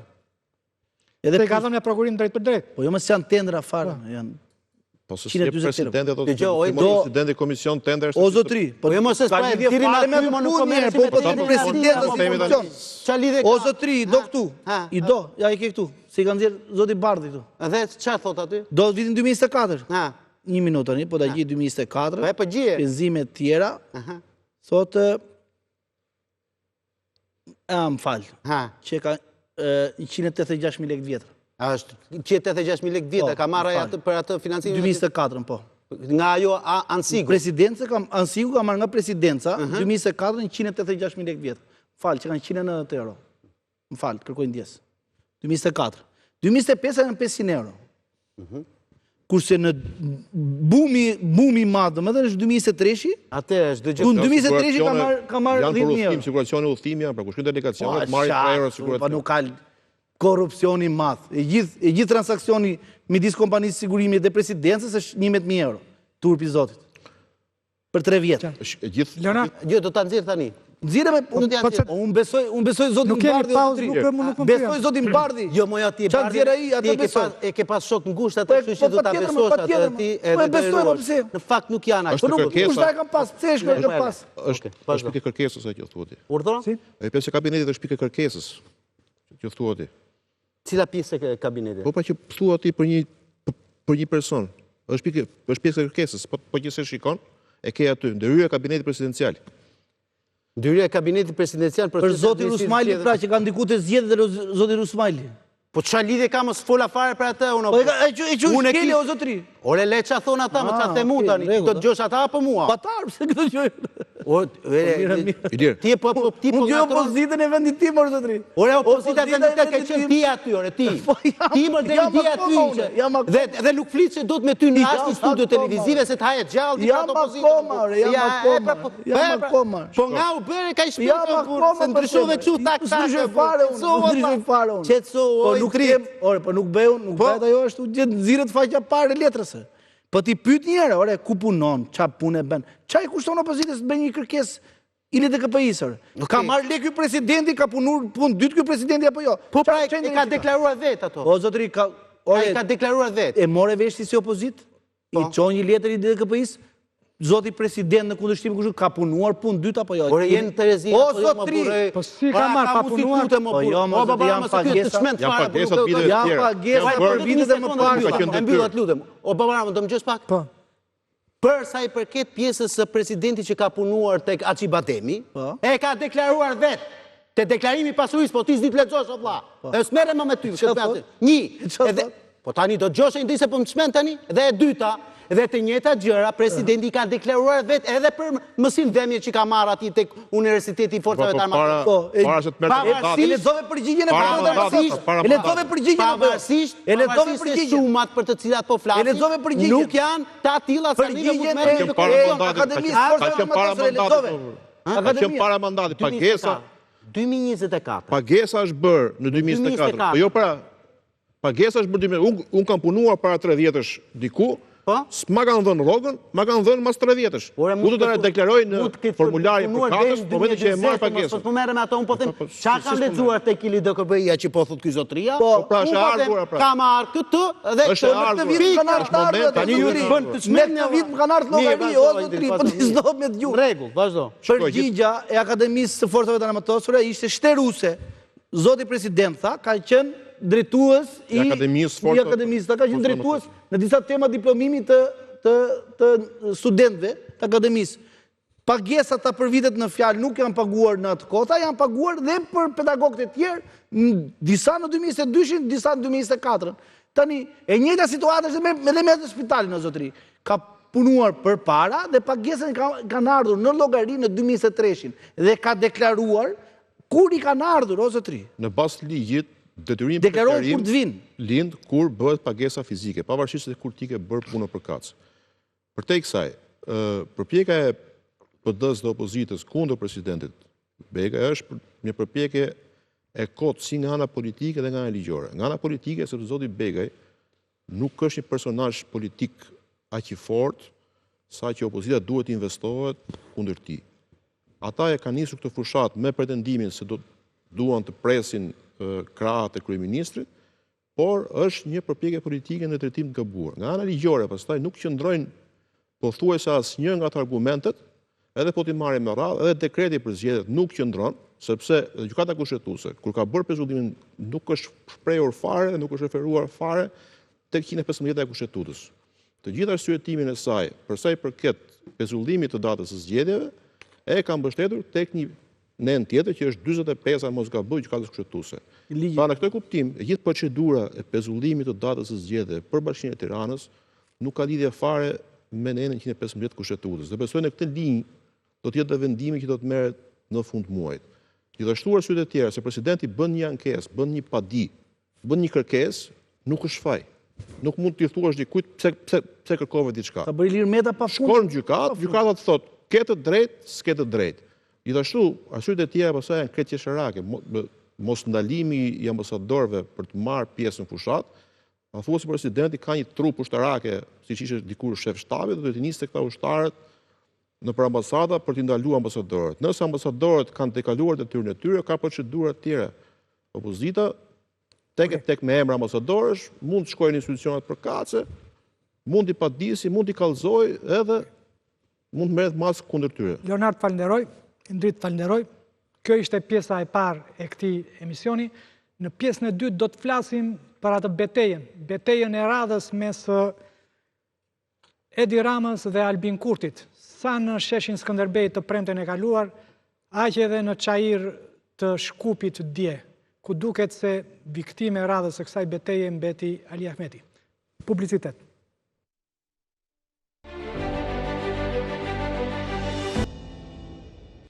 Rikthehemi sërish në transmetim të drejt për drejt. Në këtë pjesë të dytë do të flasim për zgjedhjet lokale që u zhvilluan dje në Maqedoni të Veriut dhe për efektin që ato patën në politikën shqiptare, në politikën e shqiptarëve në këtë Republikë ish Jugoslave. Pavarësisht se u sponsorizua jashtëmase, përfshirë dhe Edi Ramën, për të pasur një kontinuitet, një vazhdimsi të primatit politik të Ali Ahmetit në mes të shqiptarëve të Maqedonisë, Ali Ahmeti duket se dje pati disfatën e parë elektorale pas 25 vitesh dominim. Dominim të plot të jetës politike të shqiptarëve të Maqedonisë. Çfarë ndodhi me zgjedhjet e djeshme?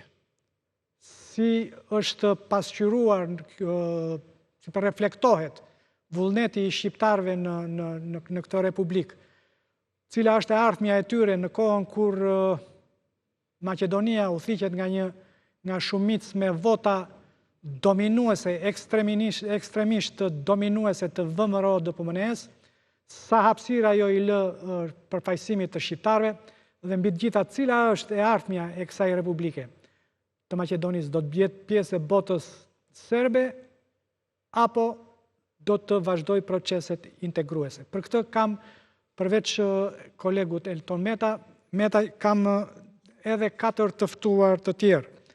Kam në studio ish ambasadorin e Shqipërisë në Shkup, zotin Arben Çejku, ambasador mirëmbrëma, kënaqësi që të kam sërish te 5 pyetjet. Kam dhe studiuesin e njohur të marrëdhënieve ndërkombëtare, zotin Geron Kamberi, mirëmbrëma, kënaqësi që jeni te 5 pyetjet. Faleminderit. Ndërsa përmes Skype-it do kem lidhje me Shkupin dhe me Tetovën, me Fejzi Hajdarin, e Lajmit dhe kolegun Seladin Gjezairi.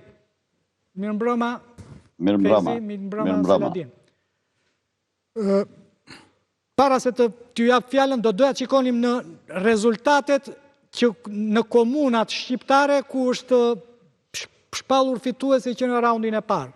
Në Çajir, ku kandidonte Izet Mexhiti, kundërshtari kryesor i Ali Ahmetit, Izet Mexhiti fiton me 51.8% që në raundin e parë.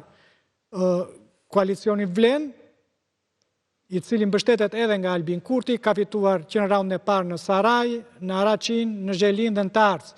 Ndërkohë, koalicioni i drejtuar nga Ali Ahmeti, i BDI-s, ka fituar për herë të parë një komunë të vogël Çashk, që është një komunë multietnike, në Likov, në Pllashnic, në Vrapshtic dhe në Gostivar.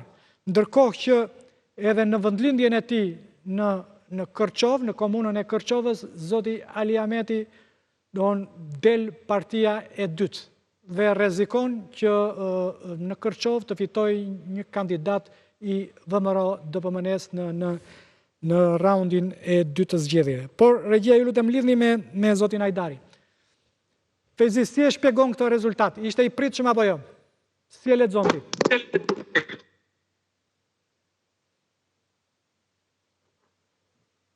Nuk e di, regjia e kemi? Okej, më lidhni me Seladinin. Seladin, si e shikon ti këtë rezultat?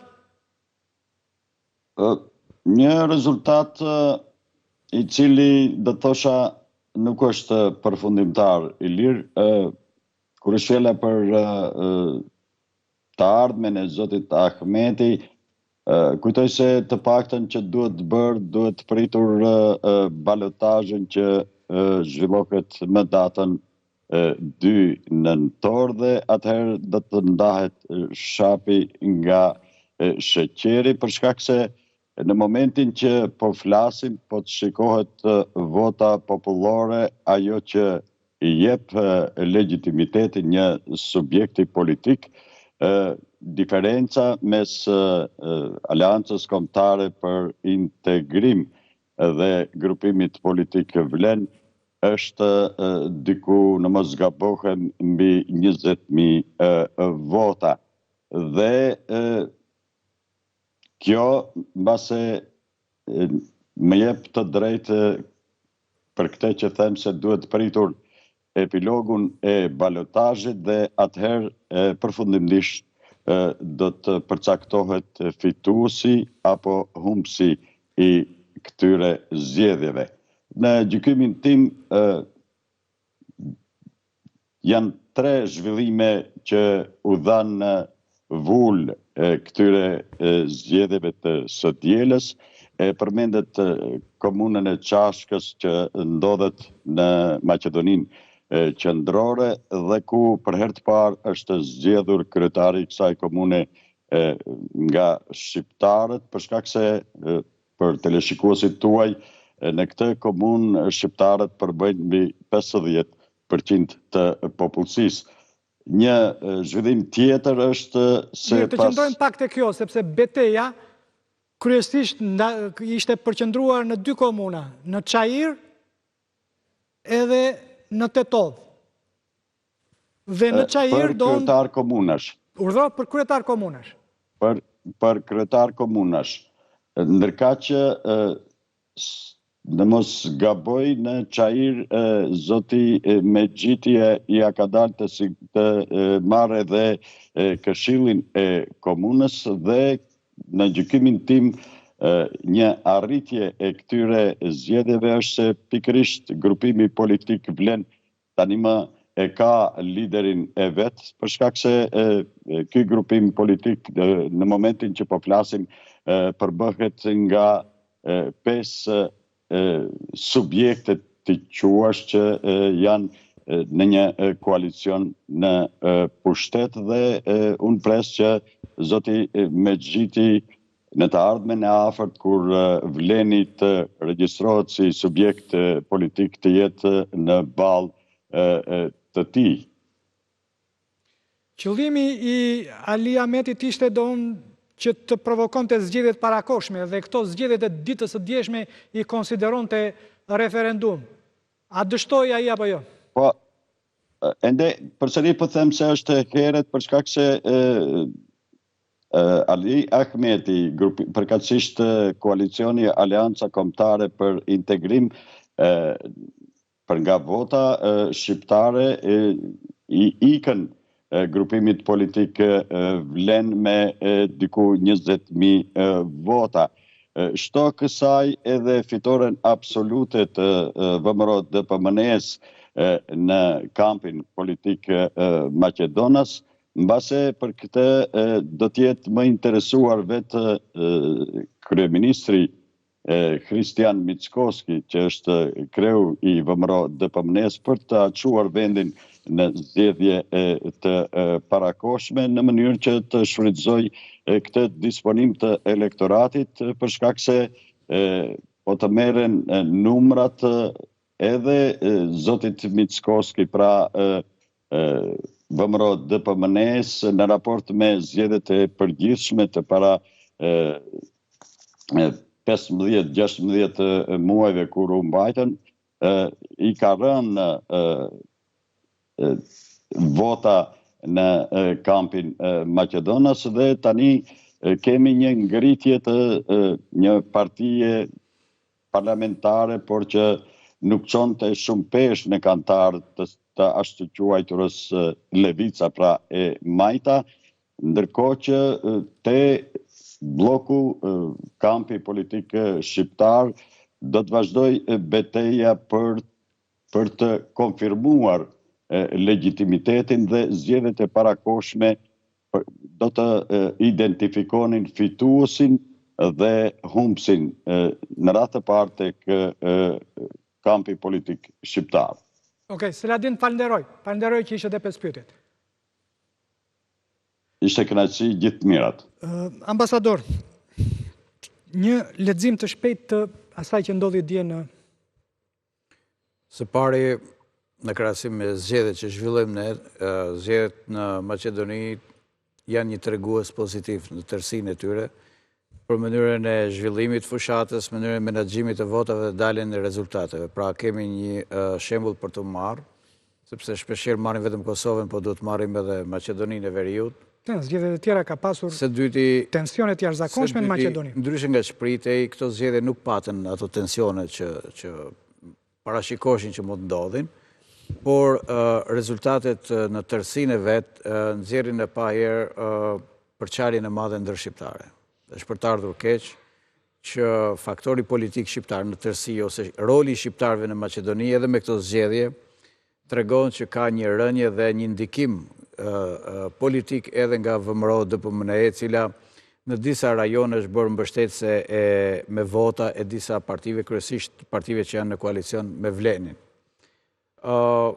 Humbja e komunës Kërqovës nuk mund të barazohet me fitoren e komunës së Qashkës. Komuna e Qashkës është e rëndësishme, që fitohet për herë të parë nga një shqiptar, por nuk mund të bëhet një balancë midis rëndësisë që ka Kërqova dhe Qashka. Çfarë ndodhi në Qashkë dhe në Kërqovë është pikërisht ajo që po them përçarja. Në Qashkë, Vleni nuk nxori kandidat dhe e la vetëm një kandidat shqiptar dhe vota shqiptare unifikua dhe ai fitoi. Në Kërqovë, kandidati Maqedonas është para votës shqiptarëve për shkak se vota shqiptare u nda në mes, në 2 dhe 3 pjesë. Në tërësinë e vet, BDI-ja mbajti votën politike pak a shumë siç tha Seladini, por dëshmoi një paaftësi për të lexuar rezultatin e zgjedhjeve parlamentare dhe mungesën e një reflektimi partijak, politik, por figurat e veta. Luti me disa figura të konsumuara dhe rasti i Çajirit ishte rasti tipik ku kandidati i BDI-s ose i AKI-s, sepse një problem vetë është edhe koalicioni i BDI-s me të tjerët, nuk e dim se sa ka funksionuar, kam përshtypjen që nuk ka qenë një funksionim dhe një ngjizje e natyrshme, ishte një ngjizje e sforcuar, ndërkohë që Vleni u reflektua më i unifikuar, më i natyrshëm përballë BDI-s. Dhe qëllimet ishin të qarta, ajo ideja një referendumi politik edhe për të mos ishte artikuluar ishte aty, pra Vlenit i duheshin votat për të dëshmuar fuqinë e vet dhe për të justifikuar qeverisjen me VMRO-n. Në anën tjetër, BDI-s i duhej një rezistencë për të më shkuar më poshtë. Për shembull, më ka bërë përshtypje gara në Çajir, ku zëvendës kryeministri i parë, zoti Mexhiti, po që kostumin e zyrtarit, themi të zëvendës kryeministrit, dhe zbriti në terren si një njeri i zakonshëm në përditshmërinë e Çajirit, cilin e njeh shumë mirë, kurse kandidati i BDI-s mbeti në kompleksin e zyrtarit që soçi kollar Ministri i Jashtëm. Po. Mbeti ministër i jashtëm si kandidat në Çajir. Dhe unë mendoj që zoti Ahmeti duhet të lexojë në tërësi rezultatet e këtyre zgjedhjeve që mund të ishin edhe më negative për të, sepse nuk është se ka patur ndonjë ndryshim që të themi ne që BDI duhet dilte më mirë. BDI do të dilte më mirë nëse do sakrifikonte disa figura, do të hapte derën për figura dhe ide të reja. Nuk mund të fitohet gjithmonë me mbështetjen e Tiranës, por as me sulmet as justifikimet me mbështetjen e Prishtinës për njërin krah. U duk qartë. Pra nuk funksionoi mitingu i së premtes. Nuk do ta kisha minimizuar sepse ishte një miting ndjenin time që u bë për të adresuar një mbështetje për Hagën. Vjetra mira njerëz që mbushen sheshin për atë kishin ardhur, por mënyra se si disa organizator, vetë zoti Ali Ahmeti, se edhe për Parim Rama i LDK-s doli tifoz i jashtëzakonshëm i UÇK-s, ne shikoja që shkonte pafund afër djalit të Thaçit për të kapur dhe ai një fotografi. Ajo është një çështje tjetër, mund ta diskutojmë, po flas vetëm për zotin Ahmetin, nuk pa që kishte shumë të ardhur nga Maqedonia. Nëse do të ishte ashtu, do të ishin shumë njerëz të BDI-s në shesh dhe do të kishte një prezencë të qartë. Nuk dua ta abuzoj atë, unë mendoj dhe besoj që ishte një protest për UÇK dhe për Hagën. Nuk e shikon një përplasje në këto zgjedhje mes Ramës dhe Veliajt? Por nuk e përjashtoj fare atë që është... Ata lanë fushatën, ditë fundit fushatës dhe erdhën në Tiranë. Është një betejë që po zhvillohet mes Albin Kurtit dhe Edi Ramës edhe në Maqedoni, ku është e qartë që Albin Kurti po përpiqet të formësoj një formacion politik me të cilin tjetë në një koalicion dhe një aleancë politike dhe të ketë ndikimin e vetë në Maqedoninë e Veriut, ndërkohë që po përpiqet të largoj Edi Ramën, qeverinë e Tiranës, nga marrëdhënia dhe nga ndikimi në Maqedoninë e Veriut. Pra, këtu është një betejë që është zhvilluar në Prapasken dhe unë di që ka patur njerëz në terren. Por kjo është një çështje që... Njerëz në terren për çfarë? Për të ndihmuar shtabet elektorale. Jo, nuk ka asgjë konspirative. Jo, nga Partia Socialiste shkonin për të... ose nga qeveria shkonin për të ndihmuar Ali Ahmetin. Di që kanë shkuar nga Kosova, por nga Shqipëria nuk kam ndonjë të dhënë. Por di që Shqipëria ka luajtur rolin e vet publik, me pritjet që i ka bërë, ishte më duket para ca ditësh, ishte zoti Ahmeti, ishte edhe në Tiranë, që ka bërë takime. Tirana e ka shfaqur, Tirana zyrtare, po them, e ka shfaqur hapur mbështetjen për zotin Ali Ahmeti, edhe marrëdhëniet me qeverinë e Maqedonisë kanë patur një ngërç dhe një pritje për të parë se si do të rikonfirmohet fuqia politike e zotit Ahmeti. Dhe gjatë kësaj periudhe kemi parë shumë pak vizita, shumë pak marrëdhëniet kanë qenë shumë të cunguara, dhe ndoshta pas këtyre zgjedhjeve vërtet duhet të rikthehemi në një marrëdhënie normale me qeverinë e Maqedonisë, sepse në fundit marrëdhëniet ndërshtetërore nuk duhet të partizohen, nuk duhet të hyjnë në kostumin partijak. Dhe ajo çfarë po ndodh mes Tiranës dhe Prishtinës, që është një rast pa precedent, nuk ka ndodhur më përpara, që të kemi një ngrirje dhe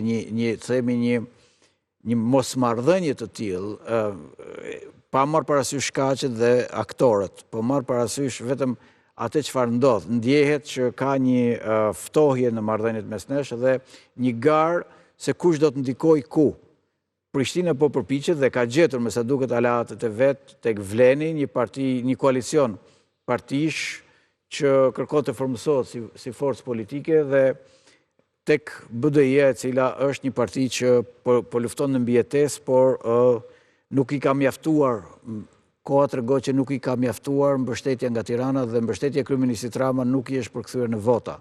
Pra zoti Ahmeti duhet të kuptojë përfundimisht që forcimi i partisë vet ose mbijetesa e tij politike nuk është në Tiranë, po është në terren atje ku e ka filluar, atje duhet ta përmbyll dhe duhet të shikoj njerëzit që ka, duhet të shikoj idetë që ka dhe duhet të kërkoj edhe ndjesë për disa gabime në qeverisje, sepse dalja nga qeverisja qendrore nuk u shoqëruar me një analizë të mirëfillt dhe të sinqertë me elektoratin, por edhe brenda radhëve të partisë. Pra pati një lexim sipërfaqësor të asaj çfarë ndodhi me qeverisjen qendrore, dhe e vërteta është që Mickovski me shumë mençuri po punon të fuqizojë Vlenin në nivelin lokal dhe ta dobësojë në nivelin qendror, pra duke ja minimizuar fuqinë politike në qeverisjen qendrore dhe duke i dhënë projekte dhe duke i financuar dhe duke i dhënë dhe koalicion votash në qeverisjen lokale. Pra federalizimi elektoral i Vlenit ose i partive shqiptare është një projekt i vërmëros shumë i rrezikshëm i cili përpiqet që ta devalvoj komplet fuqinë ndikuese të shqiptarëve në drejtimin e Maqedonisë.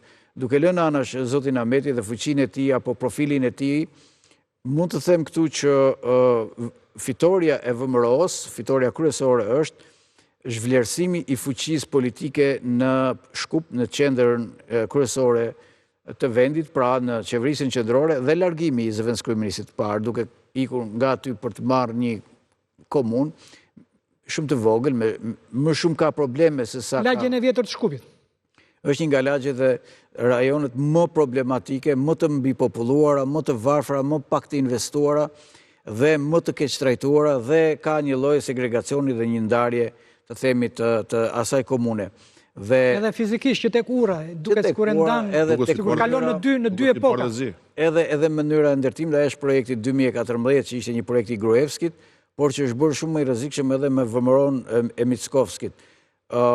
Nëse lexojmë përtext kësaj çfarë ka ndodhur me kryetarën në fundit, për ne nga Tirana, shqiptar janë ato, si fitoi ky Vlenit, si fitoi Bilal Kasami, si Bilali, si ai tjetri ose pak a shumë shqiptar do jenë. Humbja më e madhe është Kërçova, që duket që është një humbje shumë e madhe se vota është përqarë shumë keq. Por në tërësi për ne shqiptar janë ato që menaxhojnë. Por ne e rëndësishme është se ku janë shqiptarët në raport me pjesën tjetër që qeverisë Maqedoninë e Veriut, dhe duket qartë që Mickovski ka projekt dhe e ka vënë në zbatim tendencën për ta zhvendosur fuqinë politike të shqiptarëve, që ai të mos i ketë problem në vendimarrjet kryesore në Maqedoninë e Veriut, dhe partia e tij nuk e fal faktin që Ali Ahmeti dhe BDI ishin negociatorët kryesorë edhe në raport me Greqinë, edhe në raport me NATO-n, edhe për çështjen e emrit, edhe për çështjen e negocimit.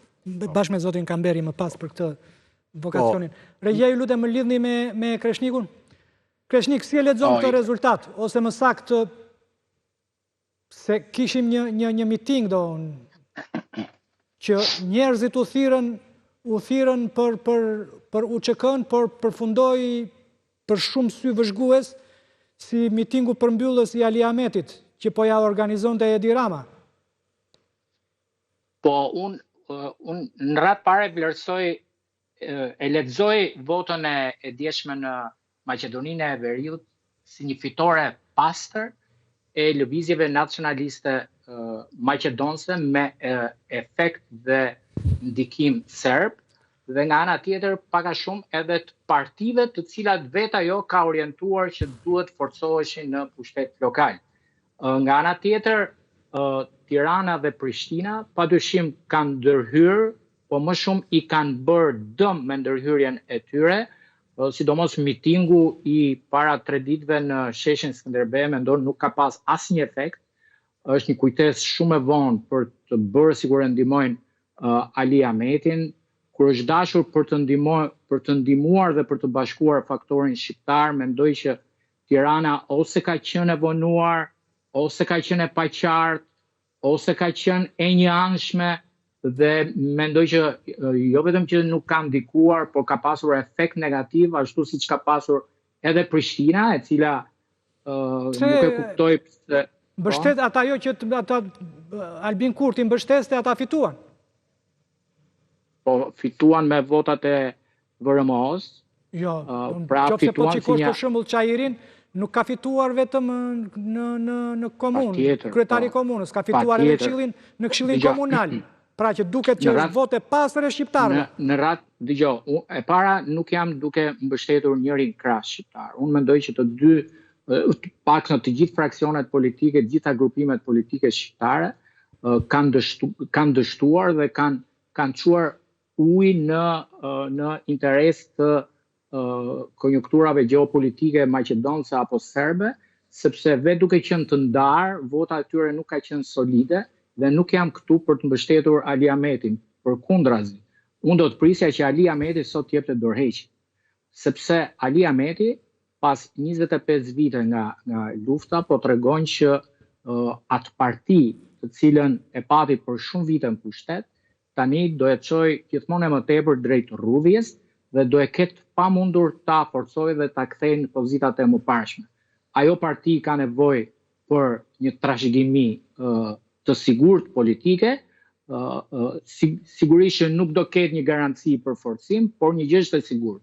Nëse Ali Ahmeti do të qëndrojë me gjithë xhaketat dhe kaskën e vjetër të asaj partie, pa lejuar hapjen, pa lejuar zgjerimin, pa pasur tendenca të një rigrupimi të fortë shqiptar, ajo parti do të shkojë drejt degradimit, njësoj si shkoi partia me ndufaq, dhe në tërësinë e vet do të përfundojë dhe si Partia Demokratike e Shqipërisë, e cila me të njëjtën strategji nuk pranon të hapet, nuk pranon të ndrojë leadership dhe do të ketë pozitat gjithmonë drejt rrudhjes dhe drejt degradimit.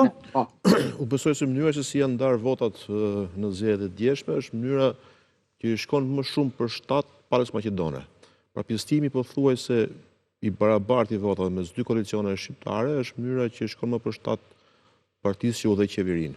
Në këtë kuptim, Pala Maqedone ka interesit maksimal që të ketë një aleat shqiptar në qeveri sa më të dobët, dhe mënyra se si janë pjesëtuar votat me një investim qoftë dhe indirekt të VMRO-s për ta ndihmuar vlenin në një pjesë caktuar, unë besoj që është një marrëveshje që shkon më gjatë se kaq. Në rastin do të kemi zgjedhjet parakoshme, mund të kemi jo sepse do të Ali Ahmeti pati sukses dhe provokoi zgjedhjet e parakoshme, mund të kemi për arsye tërësisht të tjera, sepse zoti Mickovsi ndihet më i fuqishëm se kurrë sot për të shkuar dhe zgjedhjet parakoshme dhe për të konsoliduar mazhorancën e tij. Në këtë kuptim, me këto zgjedhje hapa një cikël shumë i gjatë dhe jo i favorshëm për BDI-n, që duhet të lexuar drejt. Në rast se do të ketë kokëforci dhe këmbgulje për të vazhduar te kjo rrugë, unë besoj që BDI-ja do të hyjë në një cikël të vazhdueshëm rënjesh, do të jetë shumë e vështirë që të ndrojë marrë. E bëri ciklin e vet, se mbaj mendon ka pasur partie para atëre, mos gabojmë që e prosperitetit. Partia e prosperitetit. Pastaj që Partia Demokratike e të madhit Arbër Xhaferi. Pastaj do në filloj të dominoj këto 25 vjetë të fundit Ali Ahmeti. Tani mos e ka bërë ciklin dhe... Në sportit ka një shprehje të famshme që duhet parë momenti kur duhen varur këpucët ngosht. Dhe në politikë pothuajse vlen njëjta gjë. Vazhdimi me kokëforci i një rruge të caktuar që ti e kupton që të çon drejt rënies dhe drejt humbjes është një dështim gjithnjë më i madh. Në këtë kuptim faktori shqiptar atje por fat keq edhe indikuar ndryshëm nga Tirana dhe nga Prishtina, pra me dy tërheqje të kundërta, është në momentin e vet më të keq. Unë besoj se ndikimet që ka Tirana dhe Prishtina duhet të zgjidhen mes Tiranës dhe Prishtinës për të mos të adopsuar faktorin shqiptar. Në rast se do të jetë kjo tërheqje me dy pole, pra zoti Kurti tërheq një copë të tij, zoti Rama një copë të tij, unë besoj që në këtë mënyrë po e ndajmë faktorin shqiptar në mes dhe po japim mundësinë palës maqedonëse të hyrë. Ndarë ka qenë se ka qenë opozit gjatë gjithë kohës. Ka qenë të ndarë, po jo me këto raporte, pra. Ka patur një parti politike shqiptare më të fuqishme, si në numra, ashtu dhe në emër. Po mos është do unë që kjo u prish balanca tek Pala Maqedonase, ku kishte një diferencë të ngushtë mes pozitës dhe opozitës, dhe gjithnjë ai që fiton të zgjedhjen i detyrohej për shkak të numrave të këtij shtrindet dorën partisë shqiptare, ndërsa në këtë rast apo jo. Shpesh ka pas dhe koalicione parazgjedhore në Maqedoni. Në Maqedoni, vetë Republika Maqedonisë Veriut, siç quhet tashmë, që me shpalljen e saj të pavarësisë në 8 shkurt të vitit 91, vitin tjetër Maqedonia bën 35 vjet si një republikë e pavarur mbas përbërjes së Jugosllavisë, ka pasur gjithmonë një interes të shtuar të faktorit ndërkombëtar për ruajtjen e stabilitetit Maqedonisë. Dhe nga gjithë republikat e tjera që u shpërbën apo që dolën nga Federata Jugoslave, Republika Maqedonisë ka pasur vëmendjen kryesore. Jo rastësisht në Republikën e Maqedonisë Veriut për herë të parë sa për shpalli pavarësinë, aty u vund trupat e UNPROFOR-it, kanë qenë trupa amerikane dhe trupat të Kombeve të Bashkuara për të ruajtur çdo përshkallëzim të konfliktit, veçanërisht midis faktorit. Trupat e para që u vendosën në jysh Jugosllavi. Absolutisht, dhe ka qenë e vetmja republikë që arriti të shpëtojë një shpërbërje përveç Slovenisë, një shpërbërje pra një konfliktit brendshëm, megjithëse kishte 35% të popullsisë ishin shqiptarë.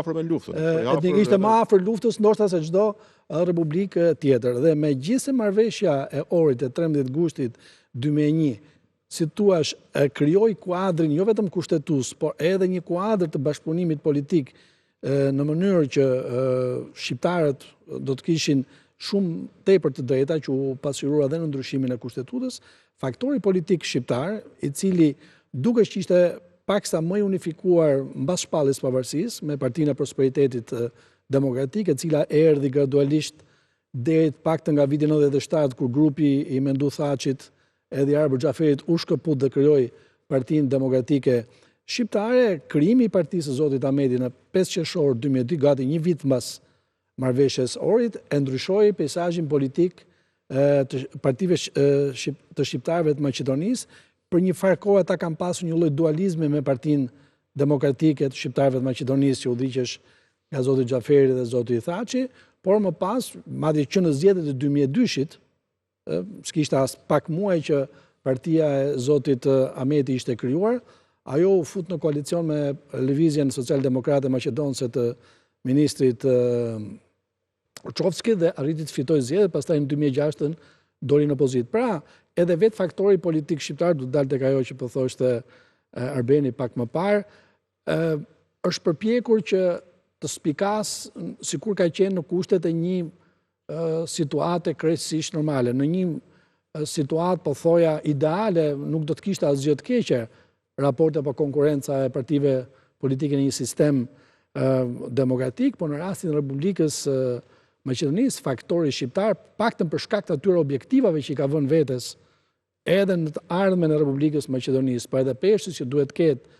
për të garantuar dhe për të fuqizuar të drejtat e tij, do t'i duhet të ndjek një qasje tjetër pavarësisht se ne këtu nga të paktën nga ajo çfarë përfaqësojmë do ta kemi pak të vështirë për të japim këshilla për partitë shqiptare të Maqedonisë apo faktorin politik shqiptar në Maqedoni, i cili ka tashmë një traditë, ka përfaqësuesit e tij politik, por realiteti është ky që ne përjetojmë sot. Dhe për të dalë tek rezultati i zgjedhjeve që u përmendët pak më parë, në politik ka një moment që matematika vendos, dhe ky moment janë zgjedhjet.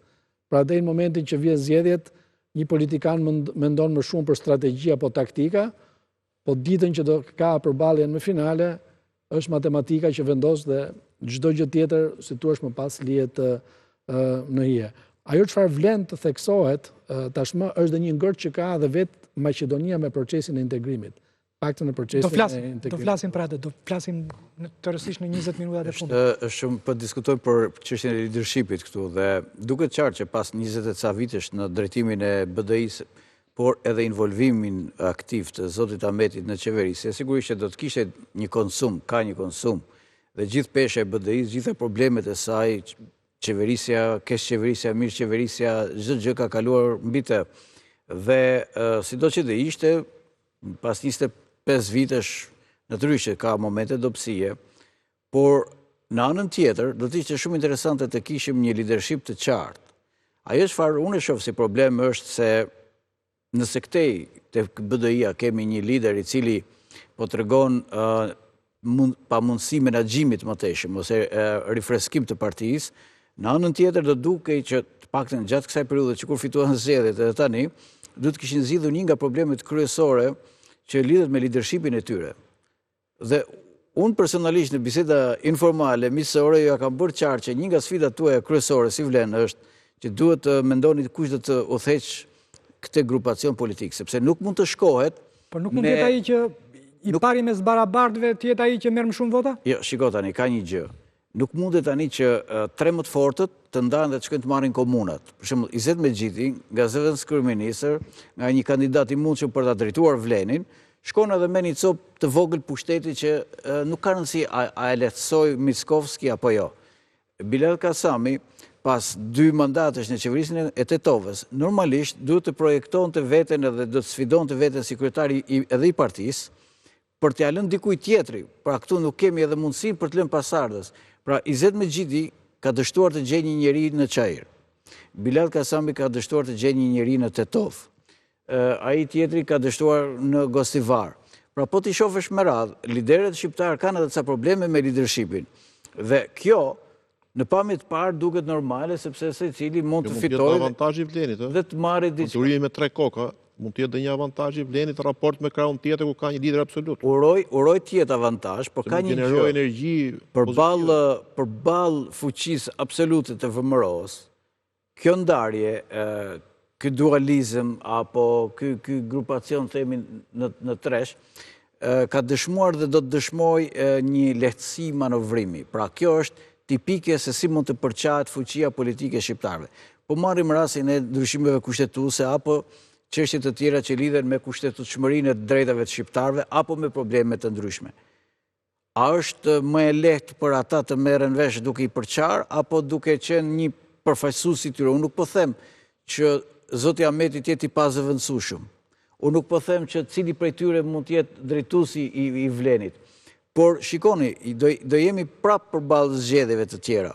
Dhe çështja është se kush i përfaqëson shqiptarët, kush merr përsipër të themi sfidat dhe përgjegjësitë. Se është shumë e lehtë thush unë fitoj këtë komunën edhe okay në rregull.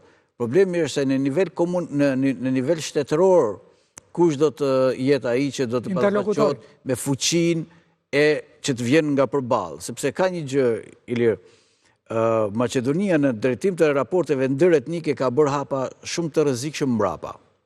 Mungojnë studime dhe analizë. Pikërisht për këtë dua të pyes, sepse një nga argumentet kryesore të zotit Ali Ahmeti ishte donë që kjo shumicë qeverise e Mickovskit, e VMRO-s, po i shkurton, po i ngushton të drejtat kombëtare të shqiptarëve. Është e vërtet? Shiko, unë do preferoja që, me qësë është situatë shumë politike, do preferoja që këte pjesë ta lë anash dhe të ullim në nivel social, në nivelit qytetar. Hendeku midis shqiptarëve dhe maqedonësve është duke u thelluar gjithnjë më shumë. Marrim arsimin, gjuhën. Pra, maqedonët edukohen dhe vazhdojnë të koordinohen mes tyre si etni maqedonëse, të rrezikuar ndoshta ndonjëherë edhe nga presioni bullgar apo më parë ishte presioni grek, por gjithmonë edhe nga hapësira ndërshqiptare, nga ajo që mund ta konsiderojmë mahalla shqiptare, neighborhoodi shqiptar. Pra, edhe përballë kësaj, ato ndjejnë nevojën e një unifikimi dhe fakti që mbështesin një parti me program nacionalist, me një parti që thotë do të korrigjojmë gabimet e së kaluarës, tregon që ka një kompleks frike përballë etnive të tjera. Dhe kjo çfarë ka bërë? Ka bërë që ata të mos kenë asnjë dëshirë për të mësuar shqip ose për të komunikuar kulturalisht, shoqërisht, intelektualisht, e kështu me radhë me pjesën që bashkëjetojnë. Në anën tjetër, shqiptarët, brezi i ri, në 2001-shin, ishin të tjerë njerëz ata që ishin 20 vjeçar, 30 vjeçar, 40 vjeçar, 50 vjeçar, të cilët kishin punuar në ndërmarrje të përbashkëta, dinin gjuhën maqedone, përfaqësuesit politik dinin maqedonisht e tjerë, mësonin nëpër shkolla e kështu me radhë. Sot tendenca, dhe do është edhe normale, po tendenca e të rive është për të mësuar më mirë gjuhë huaj anglisht, se sa të mësojnë maqedonisht. Pra, nuk e kanë tendencën dhe dëshirën, nuk ka projekte që i nxit një komunikim. Pra muret sa më shumë po ngrihen. Dhe ajo çfarë më bën përshtypje është mungesa e studimeve dhe kërkimeve të mirëfillta të pavarura shkencore për të parë se ku po shkojnë dy etnit ose edhe më shumë, po sidomos dy etnit kryesore. Nuk po hy këtu ke çështja fetare, po hy ke pjesa sepse edhe në shkolla edukimi fetar që bëhet është shumë dallues, pra nuk është një edukim i përgjithshëm. Lënda që kanë ata është një edukim jo gjithë përfshirës. Pra ato e ndajnë, pjesa maqedone ndjek edukimin fetar për kishën ortodokse, këta për xhamin dhe këto fenë islame. Pra edhe këtu nuk është menduar një projekt që ti përbashkoj, por është një projekt që edhe aty fëmijët që aty fillojnë edhe fetarisht në aspektin e konceptit të ideve fetare ndahen dhe pastaj në praktikën e përditshme dhe nuk kemi në një ndarje të mirëfillt të pushtetit dhe të përgjegjësive. Shumë pak shqiptar kanë marrë dhe kanë përgjegjësi, kanë detyra dhe poste, kur vjen një parti dhe shkon një tjetër, kanë poste, kanë formalisht mbushin ato numrat, por nuk kemi një ndarje të mirëfillt të pushtetit. Dhe në një të ardhme të afërt, unë shoh rrezikun shumë më të madh se sa çështja e politizimit të këtyre zgjedhjeve, nëse një parti po zvoglohet apo një parti tjetër shqiptare po forcohet. Ajo që është shqetësuese dhe përmendi pak Geroni, pra ajo republikë që u nda pa konflikt, në fakt e pati një konflikt shumë të rrezikshëm në 2001 dhe ishte hartat e ndarjes së vunët ryjes Sot, çfarë po bën udhëheqja maqedone? E kompleksuar nga presioni bullgar, por shikon rrezikun edhe tek shqiptarët, edhe po përpiqet t'u japi pushtet lokal, t'i vërë në gjumë edhe të nxjerrë edhe parullën e turpshme që shqiptari i mirë është ai shqiptari që më shërben mua, shqiptari i keq është ai shqiptari që kërkon më shumë të integrohet, të ketë më shumë të drejta nacionale kështu me radhë. Nuk e kuptojnë që pa shqiptarët nuk mund të ketë Republikë të Maqedonisë së Veriut. Është iluzion dhe është përdorim shumë i rrezikshëm ky që bën Mickovski, ashtu siç e bëri Gruevski. Shiko, unë kam përjetuar një kohë të gjatë të gjithë devijimin e kursit nga Ti ka qenë ambasador në kohën e Gruevski? Po, në periudhën më të vështirë. Atëherë kur u bë dhe enciklopedia e turpshme. Atëherë kur u bë dhe projekti i famshëm Shkupi 2014. Ka reminiscenca nga Mickovski tani? Absolutisht, po kjo është e rrezikshme sepse ato po thonë që ne kemi bërë gabim. Është e njëjta pak a shumë paralele me Putinin që thotë ne bëm gabim në 91-shin që e lëm të shpërbëhet federata dhe këta thonë ne bëm gabim që ne bëm një marrëveshje me Greqinë. Sepse po kush ishin ata që na bën presion, ishin në koalicion shqiptarët e Ali Ahmetit, ose shqiptar, nuk ka rëndësi. Ali Ahmeti nesër mund dalin nga skena. Çfarë është produkti dhe çfarë është e ardhmja.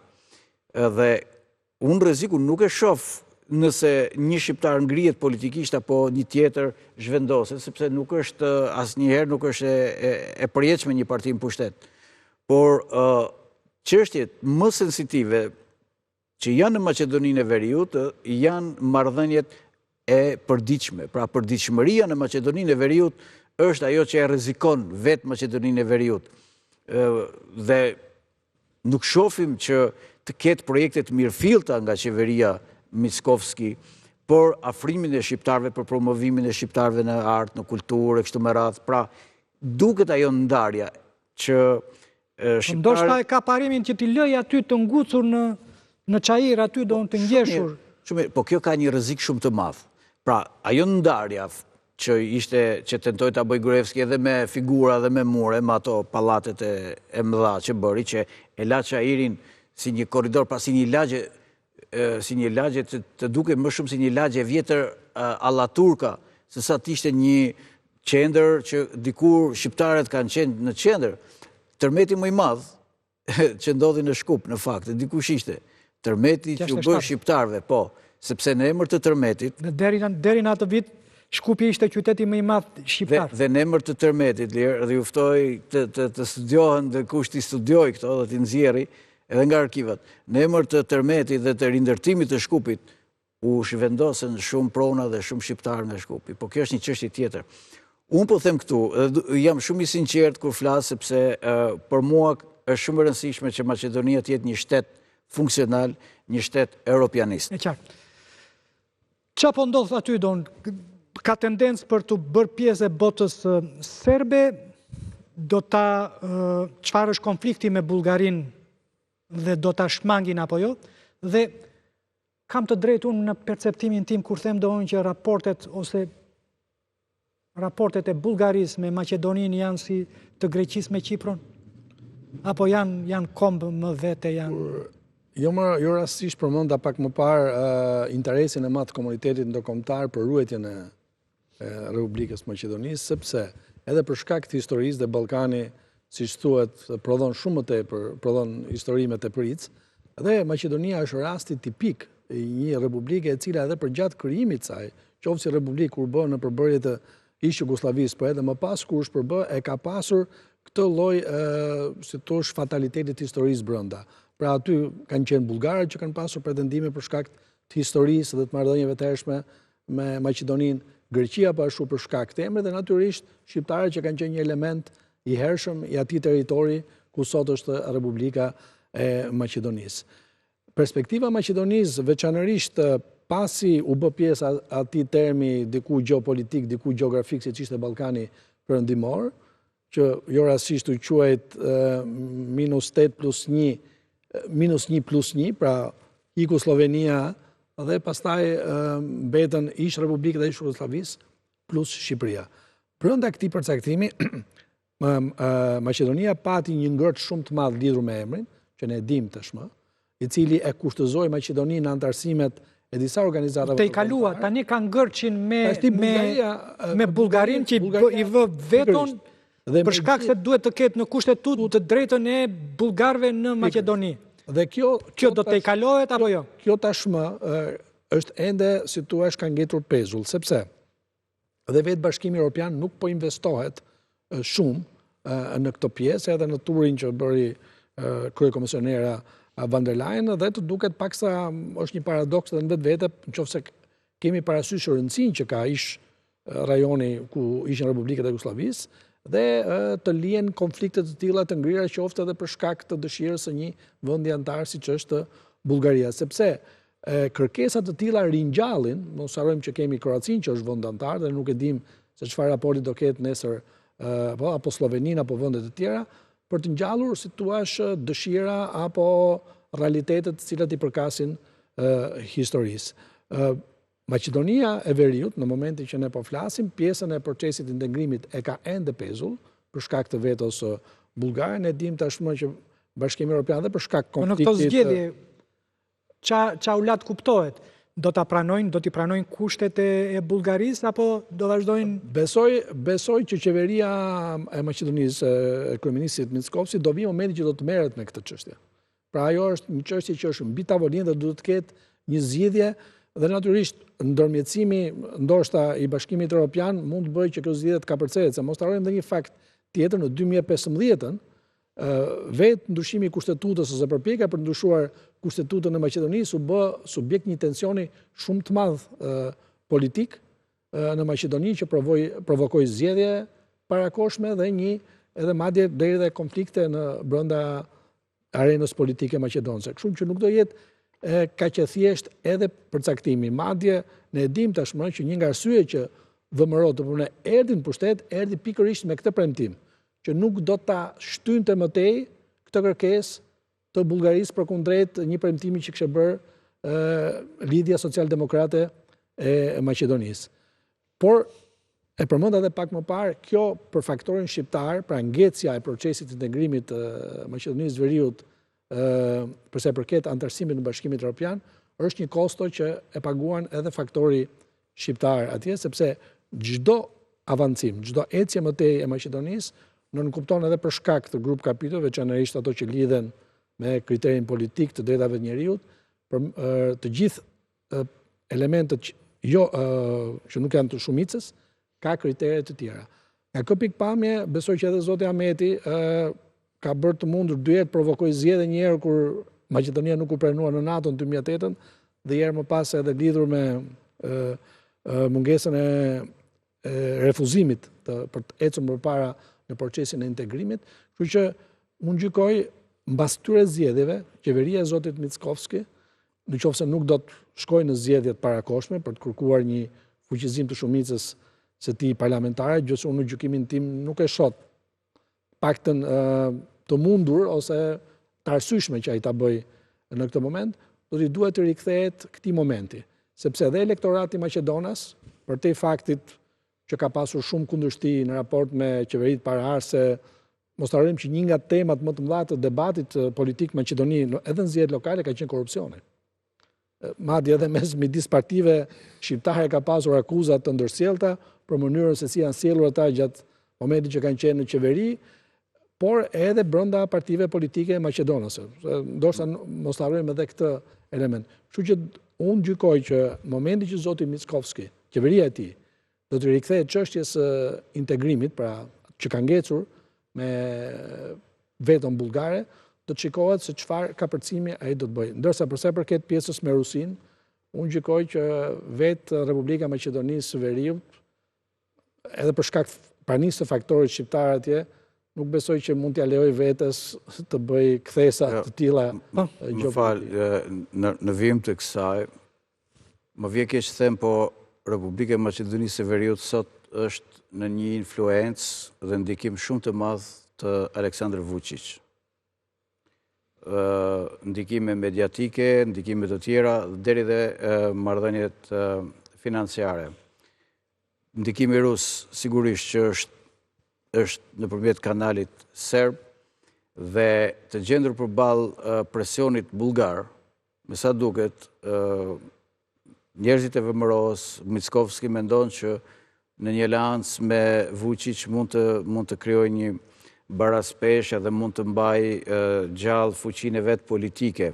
Të lutem telegrafikisht se jam në fund të emisionit. Po, është Ma shpjego si mundet donë që një parti e krijuar mbi një shekull para, si parti nacionaliste bulgare, përfundon donë anti-bulgare dhe jo me sy nga Sofia, po me sy nga Beogradi.